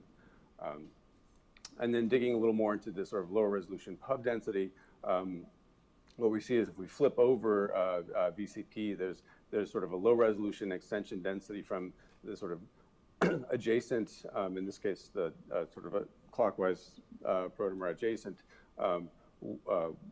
that we think is interacting through this sort of C-terminal tail with the pub. And so with this interaction, Ubxd1 would be interacting with basically three different subunits. So essentially half of the VCP complex through this one adapter.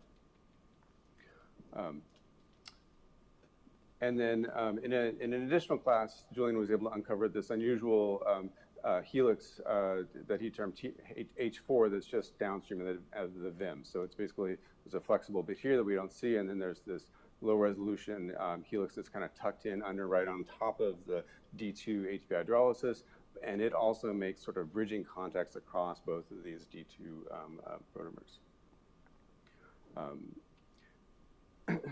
And so putting all this together, we see sort of really dramatic conformational changes in the VCP structure.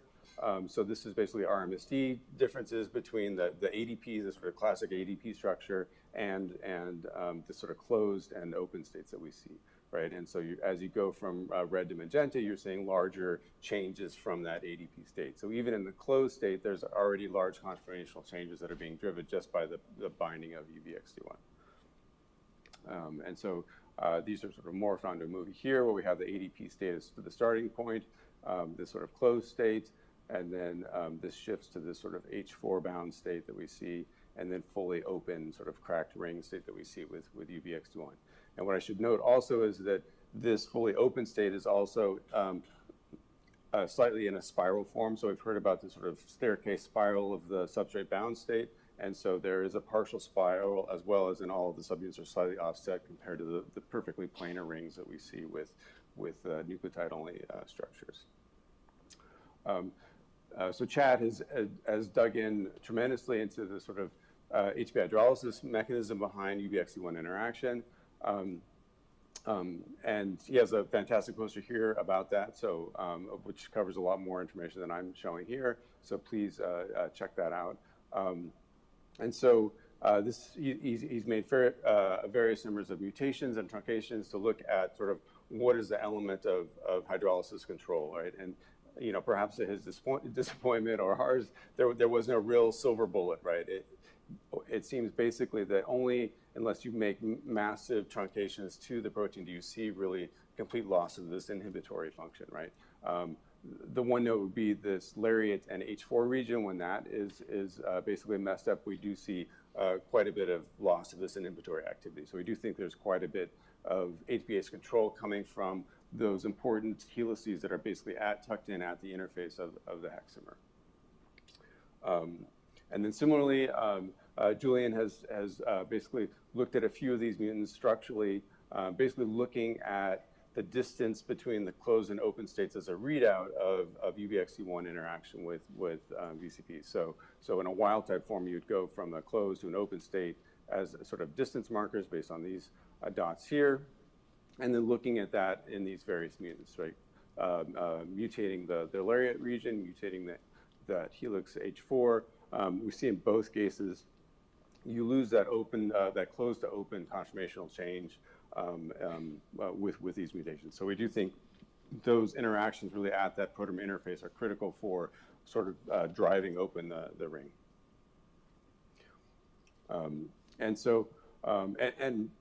I should also mention, given Anne's talk just previously, we unfortunately didn't see any density for the H1, H2.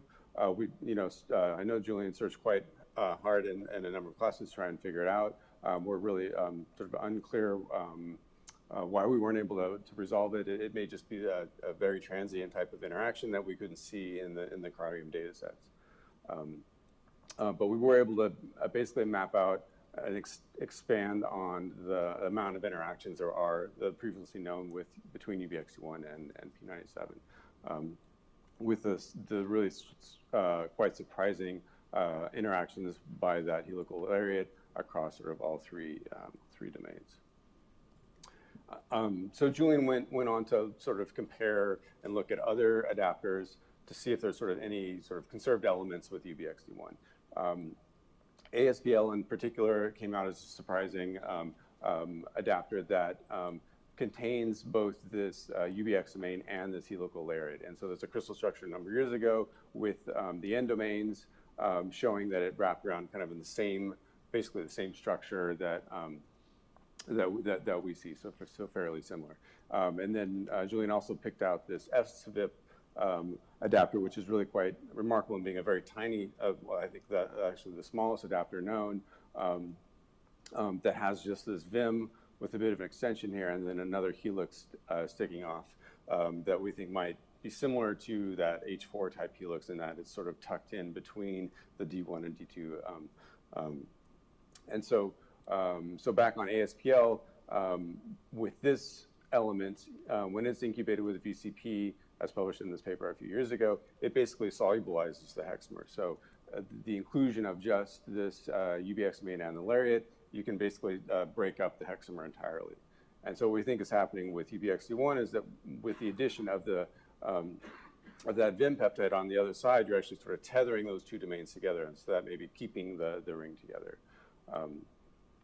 As expected, ASPL completely inhibits ATP hydrolysis, so likely through this sort of basically solubilization mechanism, monomerization. SVIP is also quite a potent inhibitor, which again sort of parallels what we see with UBXD1 in terms of these helices downstream of the VIM are likely playing a role in the hydrolysis control. So why does UBXD1 really do all this to VCP? Julian was able to map out all these different network of interactions, this sort of tethering across these two protomers. But in the end, we still don't really know why this is necessary for P97 function. And so to think about that a little bit further, I just wanted to bring back sort of some of the early work on these AAA systems, some that we did and a number of studies by other folks, establishing this sort of stepwise staircase translocation mechanism that we heard about from Peter earlier, right? And just observing how dynamic this system is, right? And that you've got this sort of hand-over-hand movement that involves really dramatic rearrangements of the hexamer in order to pull or translocate polypeptide substrates through. This one in particular is the yeast HSP104 disaggregase. It has two AAA domains, just like VCP, but it doesn't require the addition of adapters. It can do this on its own with ATP. And so perhaps, we know for a long time that VCP is really highly stable. It's probably, even stable without nucleotide around. And then perhaps it evolved sort of dependencies on these adapters, not only for localization around the cell, but also for control of these conformational states. And so, with that in mind, we would think that Ubxd1 may promote various steps of this cycle or regulate these steps through, regulating substrate binding or release. Like you could imagine opening up the ring could facilitate that, or even in discrete sort of translocation steps. And certainly when you're thinking about sort of the complex substrates of VCP that involve ubiquitinated branch types of substrates. And, certainly fantastic work by Peter and Tom Rappaport confirmed that VCP in fact does form this spiral staircase and interacts with substrates. But again, this requires sort of the addition of this sort of complex set of adapters. And so, again, sort of bringing us back to the sort of all these different possible adapters and the sort of large regions that are sort of uncharacterized. This is basically a sampling that Julian ran through AlphaFold to show sort of they generally have a lot of structured domains that really are uncharacterized and may be in fact interacting with VCP and regulating different states. And so just sort of moving on in new directions, sort of Max has taken this a little bit further in terms of trying to understand the role of VCP in this lysophagy pathway, basically using new structural techniques to really define what damaged lysosomes look like and how VCP may be being localized to these damaged lysosomes. And so here we're using sort of these this newer electron microscopy technique known as FibSem, where you can actually mill using an ion beam into cells and then do high resolution SEM or high resolution TEM for Cryo-ET. And so this is this high resolution example of that high resolution SEM here, where we're actually able to use sort of a correlative approach where this is basically Gal-3 fluorescence sort of labeling damaged lysosomes. And then if you do sort of a higher magnified view here, you can see these sort of discontinuous membrane lysosome structures. And as a sort of FibSem method, you can also basically mill slices through that block face and generate basically a Z stack. This is looking down through the Z of that sample to see sort of that whole volume of what we think are damaged lysosomes. And again, this is just vitrified material. It's not fixed or stained, which is sort of what the traditional method is. So it's a bit more of a native context of a damaged lysosome. And then you can take that sample and go into a transmission microscope and get a Cryo-ET image of a particular sample. This would be the segmented sort of set of membranes of this sort of putative damaged lysosome. And the next step is to focus in on sort of the substructures that may in fact be P97 or VCP being recruited to that site. And his poster, I think, was number 22. He should be on for tonight. And then Alex has also had a poster here last night, really digging into SGIP as sort of this smaller adapter that is quite cool in controlling hydrolysis on the VCP hexamer. And certainly thanks to all the great work by Julian and Chad on this and the fantastic collaboration with Michelle. And thanks for your attention.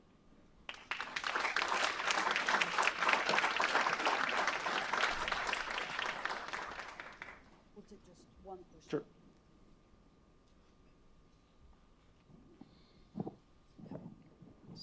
So you showed that the transient interaction between Ubxd1 can actually inhibit CDC40 or P97. I wonder whether that could also be interpreted as a way to regulate P97 activities until it encounters substrates, for example. So I noticed your structure does not have substrates in there. Can you comment on whether the interactions you saw could also happen when P97 is processing a substrate? Right. So yes, certainly the hydrolysis inhibitory activity may be an important function of sort of the substrate processing cycle. If you really are sort of need to disengage with substrate or sort of a membrane surface or something like that, I think that's been theorized that sort of inhibiting hydrolysis may be a way to sort of pause and disengage complexes. Yes, we would love to see what Ubxd1 is doing with a bound substrate. I think, our ideas are that this sort of open ring kind of spiral state that it sort of drives on VCP would be compatible with a substrate bound state. It may also be that it's quite dynamic and maybe is more in terms of disengaging from substrate itself. But yeah, setting this up and seeing what it looks like in a fully active complex with substrate would be great. Yeah. Thank you. I think if you want more, continue the conversation would be at the posters or after at the break. We have Andreas now.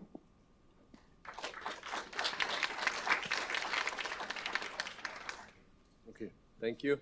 I want to apologize in advance. I have a migraine kicking in, and it's not a headache that bothers me, but I have limited vision when it happens. So if I point at random spots during my presentation, that's the explanation for that, because I have an aura then that limits what I can see. But I'll get through this. So first, I'd like to thank Peter and the organizers for giving me the opportunity to talk about our work on how the yeast homologue of P97, CDC48, recognizes its ubiquitinated substrates.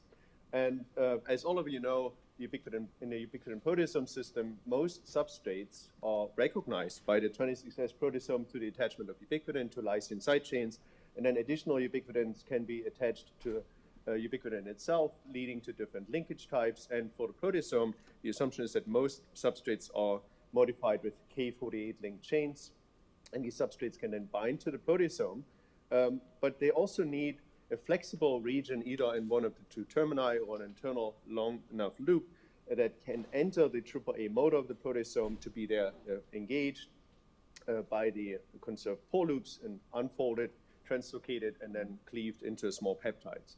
So for well-folded proteins that don't have these loose regions hanging off, they cannot be directly recognized by the proteasome.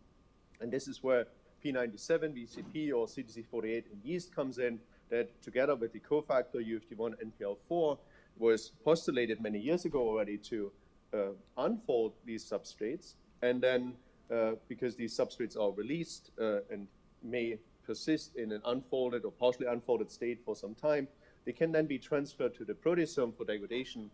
And this certainly may play a role in general proteostasis, quality control, and ER-associated degradation. So a few years ago, two graduate students in the lab, Michael and Cameron, had the goal to reconstitute this collaboration between the proteasome and CDC48 in a minimal in vitro system where they used the green fluorescent protein EOS that they modified with ubiquitin and incubated with the proteasome. And as you can see here, there's no change in fluorescence, so the proteasome cannot degrade the substrate until they added CDC48 together with the cofactor UFD1 NPL4, and then the proteasome can work on substrates that are pre-processed, unfolded by CDC48. The question were, what are the mechanisms of the substrate engagement? How can CDC48 with the cofactor initiate unfolding on a otherwise well-folded, well-tucked-in substrate? And then Cameron, to address this, he developed what we call a split substrate, where he fused the green model protein EOS to an SH3 domain, and then modified a SH3 binding ligand peptide with ubiquitin So that allows us to make the substrate that is not covalently linked, so the ubiquitin is not covalently bound to the model protein. We can analyze what CDC48 does to that substrate. If it initiates on ubiquitin, then the green fluorescent protein EOS would be spared and we would not see a loss in fluorescence. But when initiation would happen on grabbing the SH3 or the EOS portion of the substrate, then we would see a loss in fluorescence and ubiquitin would stay outside.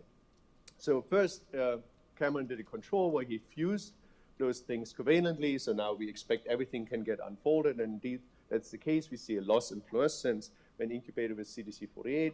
But when he used that split substrate, now there's no loss in fluorescence. So we can conclude that substrate unfolding indeed initiates on ubiquitin itself. And to further confirm this, he fluorescently labeled ubiquitin with Cy3 dye, and he labeled the EOS portion with Cy5.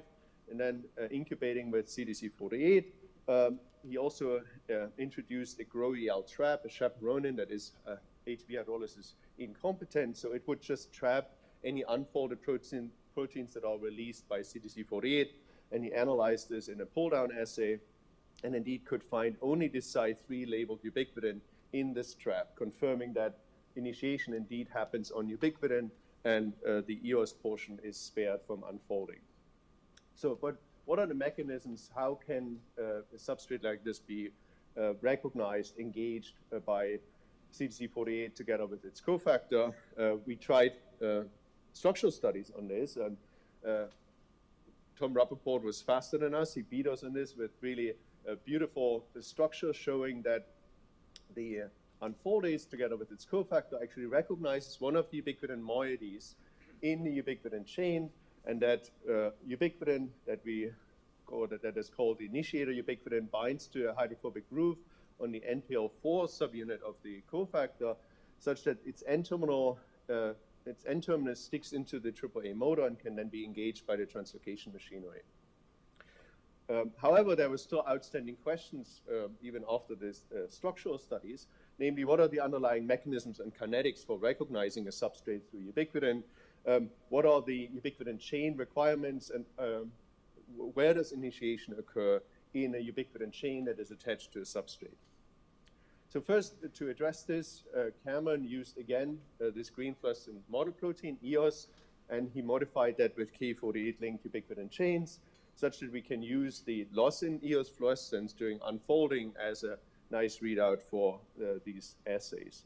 And so he modified this EOS with different length of ubiquitin chain, with mono, di, tri, up to hexa ubiquitin chains.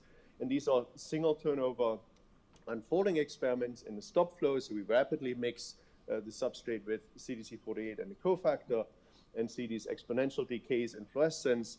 And you see that when we have 5 or 6 ubiquitins on the model protein, we have rapid unfolding in less than 5 seconds.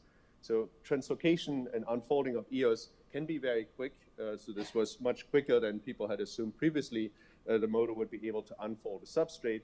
And we could also conclude that a pentamer of ubiquitins in a K48 linked manner is sufficient for rapid unfolding, recognition and unfolding of the substrate. So, but where does initiation occur if you have 5 ubiquitin moieties? Which one is chosen as an initiator for unfolding? This was addressed by first using unanchored ubiquitin chains that are K48 linked, and we modified the individual N-termini of these 5 moieties with a fluorescent dye Cy3, and we labeled the CDC48 motor at the bottom of the central channel with an acceptor dye Cy5, such that we can measure initiation. So when one of these ubiquitin is chosen as initiator, it would stick its N-terminus in, and we see a FRET signal between the fluorescent donor and acceptor. And this was done in the presence of ATP gamma S, where the motor is not actively hydrolyzing and translocating, so it would just initiate and then be stuck in that state. So when doing this for ubiquitin chains that had the second ubiquitin modified with the donor fluorophore, we see a rapid unfolding of that ubiquitin and insertion into the central channel in about 3 seconds. And surprisingly, that was not the case when the dye was attached to the first ubiquitin, so that could not function as an initiator. And this is just summarized here again in this bar graph. So we see initiation for the second ubiquitin, or we also saw that for other ubiquitins, but the first one certainly cannot function as an initiator. This was independent of whether a substrate was attached to the first ubiquitin or not, so it's the same scenario here. And when these chains were extended by a linearly fused ubiquitin, so in front of this red one now we put another one that is linked to its methionine 1, so it's not K48 linked, but linearly linked, then this second ubiquitin cannot be the initiator because it's the first K48 link, but only then the third one, representing the second K48 linked ubiquitin, can be function as an initiator and gives us a threat signal. So with this, we could conclude that the initiator ubiquitin that is stuck into the motor has to be preceded on this proximal side towards the substrate by another ubiquitin that is K48 linked. But the question was, how can this proximal K48 linked ubiquitin actually be sensed by the system? It's most likely not just hanging out here, freely flopping around. And we postulated that a domain of the UFD1 subunit of the cofactor, called the UT3 domain, may be responsible for interacting with this extra ubiquitin over here. And because the system successfully resisted our structural biology attempts, we turned to AlphaFold, which gave us a very confident model on how the UT3 domain may interact with ubiquitin. And if we zoom into this, you see that the highly conserved I44 patch of ubiquitin is interacting with this interface in the UT3 domain. There's this interaction between I44 and leucine 55 in the UT3 domain. And that is right next to the lysine 48, where the initiator ubiquitin is hooked up to this proximal ubiquitin. So that would explain the linkage specificity of the system, how linkage may be read out by this cofactor in the context of CDC48. So we confirmed the importance of this interaction here by disrupting it. So we did again our initiation assay, our thread-based initiation assay, where the second ubiquitin is inserting its tail, but we disrupted the first ubiquitin interaction with this UT3 domain by mutating this leucine 55 here, and indeed now we see a significant drop in how well this next ubiquitin can be inserted. And also if we mutate the I44 in this first ubiquitin, has similar effects on initiation.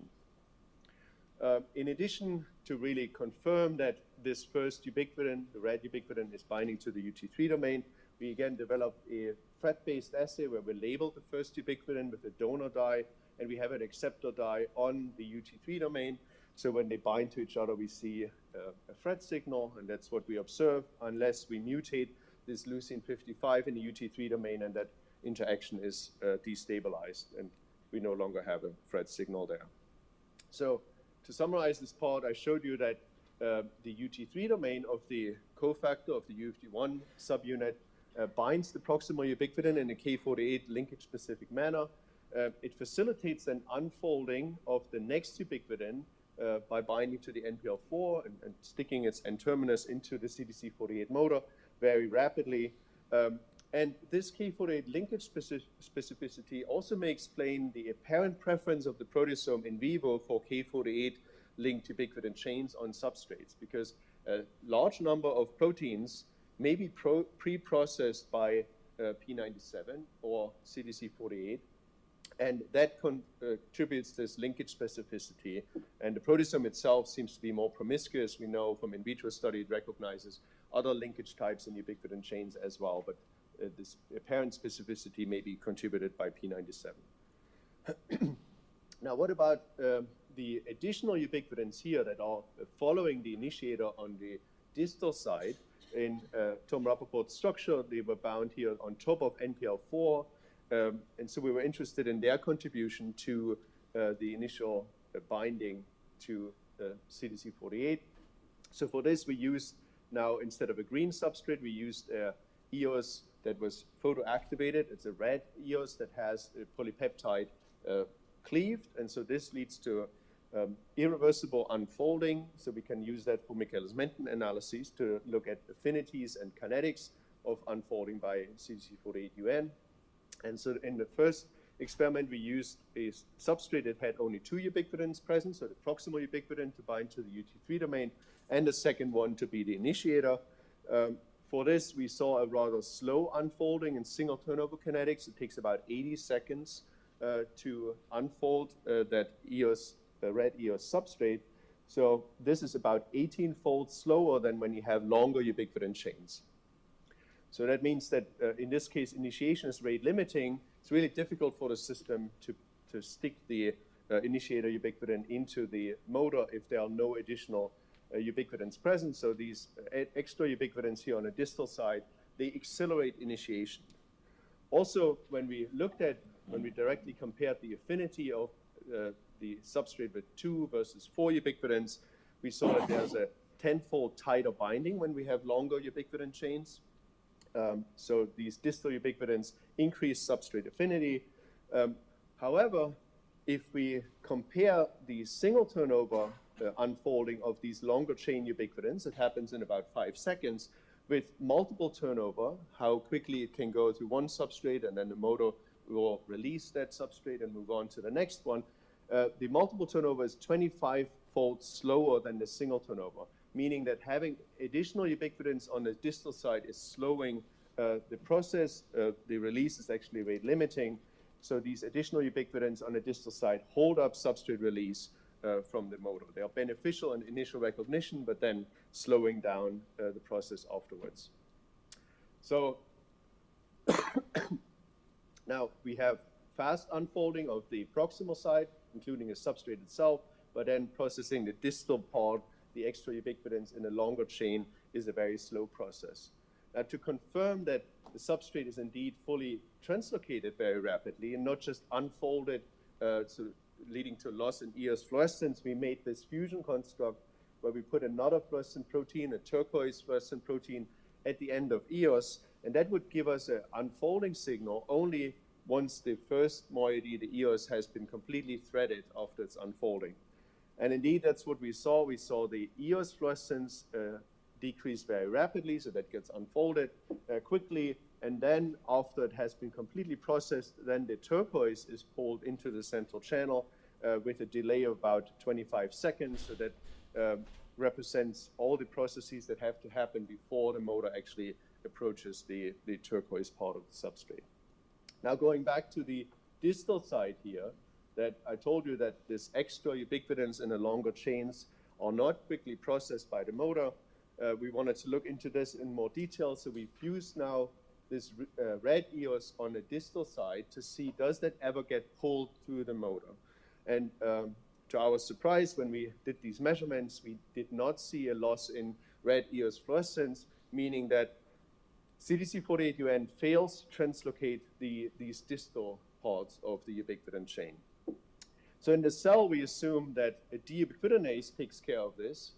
There's, as we already heard from Dan's presentation, there's a prominent deubiquitinase that in humans called Ubxd1 or in yeast O21 that binds to CDC48 and may remove these extra ubiquitins on the distal side.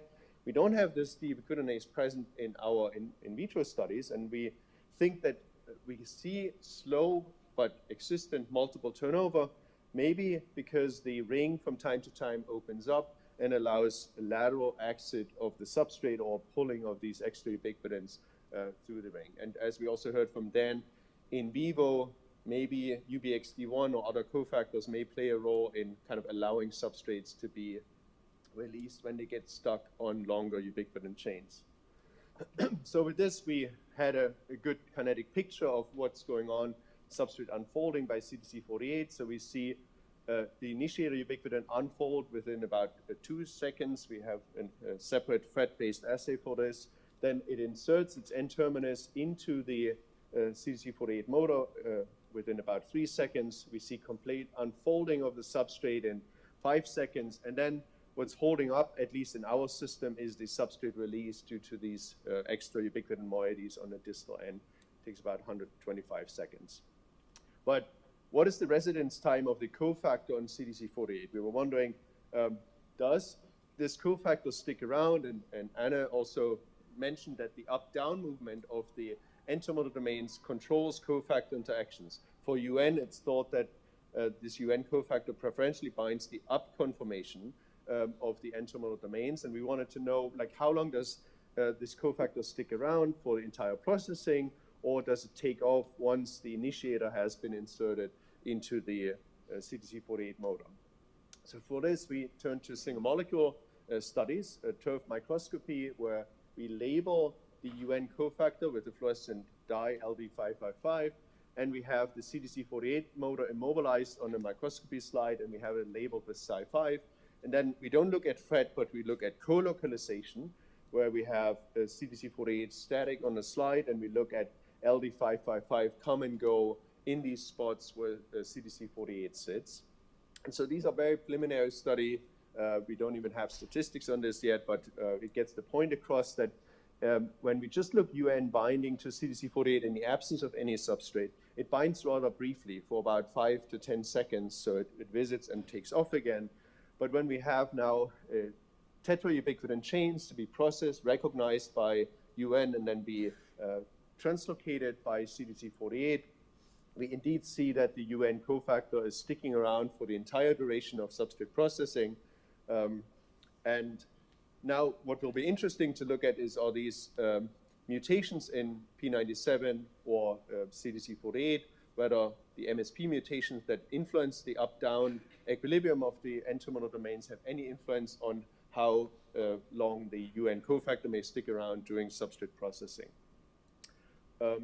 So for now, but we know for wild type that the cofactor actually stays, presumably due to interactions of these distal ubiquitins with the surface of the NPL4 that maintains the cofactor bound until the substrate has been released from the system. So with this, to summarize, targeting signal to CDC48, P97 is of course ubiquitin together with the cofactor. The cofactor is important to unravel the initiator ubiquitin that then can be used as a handle to start mechanical unfolding by the CDC48 or P97 motor. And so that helps the proteasome because the proteasome recognizes ubiquitinated substrates that also need flexible initiation regions. But if they are not present, the proteasome certainly can rely on these partially or completely unfolded intermediates that P97 is providing for degradation. And so with this, I want to thank Cameron, who is responsible for all the work that I showed you, and I want to thank you for your attention.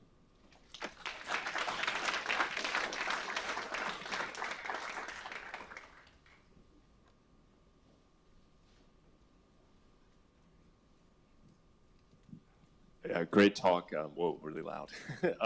Yeah, really elegant set of assays. I was sort of curious, though, around the interpretation of the sort of substrate processing, because if you have a fluorescent protein, one imagines that you lose fluorescence prior to the fully unfolding. And so I imagine the kinetics are more when you have the variability of the population sort of starting that unraveling process. Do you have a sense of like when that's really triggering? I think your experiment where you have tandem fluorescent proteins is a really sort of a better way maybe of understanding the kinetics of that unfolding. Yeah, exactly. That was the reason why we did that, because of course we think that the rate limiting step is represented by the loss of fluorescence of EOS. So once the barrel is taken apart to an extent where it loses fluorescence, then everything downstream from there should be rather simple for the motor to do, to just thread the unfolded polypeptide.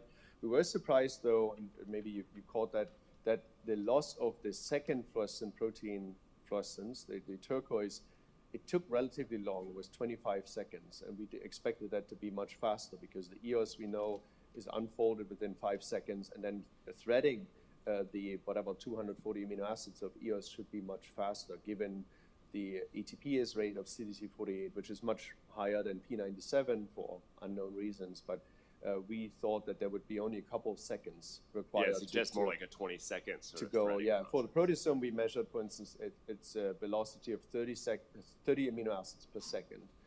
So for this motor that has a higher ATPase activity, we would have expected even faster rates, and that this EOS part should be threaded in just a couple of seconds, but it took longer for whatever reason. But it could also be that the turquoise is a little bit of an unfolding barrier that the motor struggles with for some time, so we have to do more. You didn't swap the two. We did not proteins. swap, so that would be interesting to see when it's in the first place. The turquoise does a decay more rapidly. Yeah, it's a good idea. Over here, can you hear me? Yeah. Hi, Andy, that was really lovely. We know that P97 likes to also bind branched ubiquitin chains. Yeah, So yeah. I'm wondering, do you have any insight into if you had branched chains, would it move distally, or do you need to deubiquitinate before you start unfolding? It's a really good question because we were wondering why it struggles so much with the distal side. There are AFM studies that showed when you pull on the C-terminus of ubiquitin, it is harder to unfold than if you pull on one of the lysines, for instance. And so when it moves to the proximal side, it's basically pulling on all the proximal ubiquitins that are between the initiator and the substrate. Is always coming from the lysine, and it will take these ubiquitins apart by pulling in that way. If it moves to the distal side, then it has to deal with these C-terminal ends and has to pull on those. So that may be a difference for the branch chains that could play a role. We have not looked into that. It's a really interesting question because especially K48, K11 branch chains have been implicated in playing a role in this. There are several pull-down studies that show stuff comes down with CDC48. We even looked at maybe the branching being specifically recognized by the UT3 domain. There are some indications that there are additional ubiquitin binding sites, but we could not, so far biochemically, we could not show that there's higher affinity binding or any specific binding of branch chains. But overall, we think they would be expected to boost the recognition or unfolding, but it's a good point. They may also at the same time hold up mechanical unfolding because it's an extra challenge, and then the DUB may play a role. Yeah, Andy, great talk. I was curious how you're, similar to the previous question, how you're incorporating pulling sort of two chains through the channel, right? And how that is connected to the sort of slow and fast rate sides of the process, right? Yeah. Is it really a sort of a rate difference, or is it sort of a probability where maybe just at a low probability you would go up the ubiquitin side versus high probability for the ubiquitin, the substrate side? Yeah, and that, or is it fully pulling both strands through and unfolding both sides, right? Yeah, it's a good question how it makes a decision in the first place, which side it goes with, because once the initiator is pulled in fast enough that it has that branch point, it has to make a decision. We don't know how that is decided. We try with the proteasome. We have a project that looks into internal initiation, where it starts with a hairpin, and we try to figure out how these pull loops in the ATPase motor may decide which of the two strands they engage and pull on. But for this, it's pretty clear that the distal side is never translocated because, Tom Rappaport had looked into this by HDX, and we had put the fluorescent protein on the distal end, and it does not get pulled in. So it's not just a decision like which side first, but really the distal side is never successfully processed, which is surprising, and it doesn't seem to be a directionality issue because we know it can go either way. And maybe support the idea of it passing through the outside or something like that. Yes, yeah. And maybe something UBXD1 is opening it up and allowing lateral exit. That would be exciting.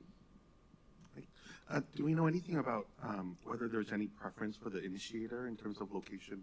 And I'm asking because if we're invoking like deubiquitinases and trimming distal and branched ubiquitins, is there enough ubiquitin left on what's processed for the proteasome? Yeah. No, that's a good question. So the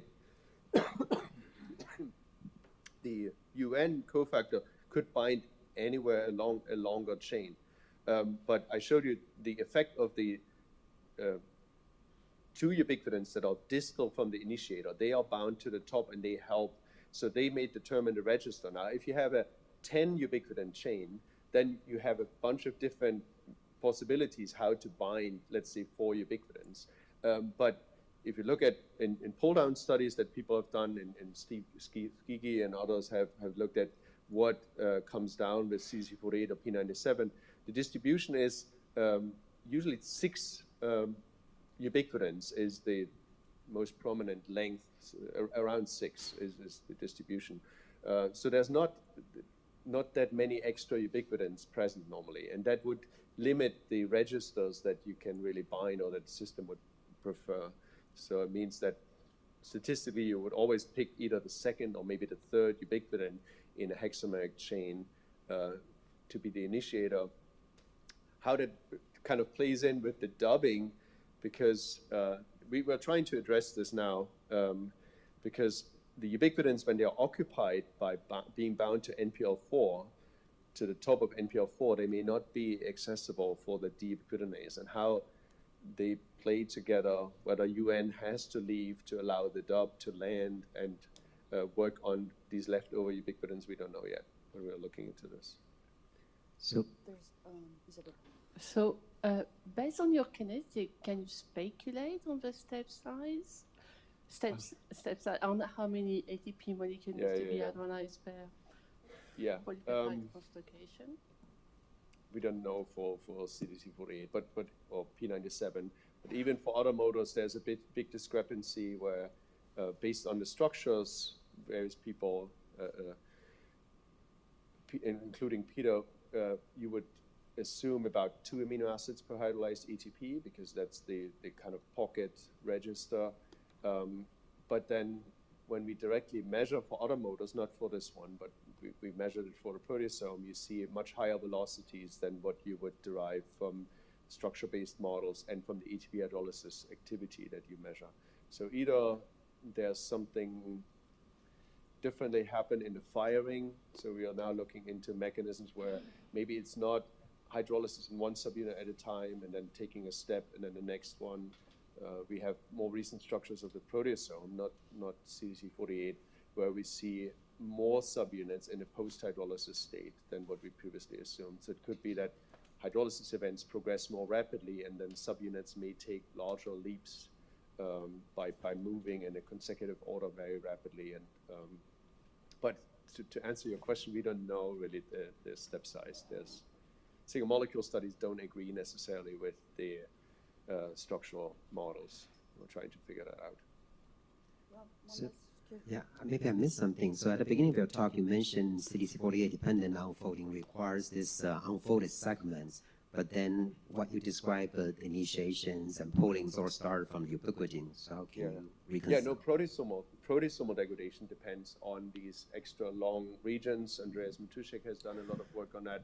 You need at least 25 amino acids or an internal segment of 60 amino acids to engage with the proteasome.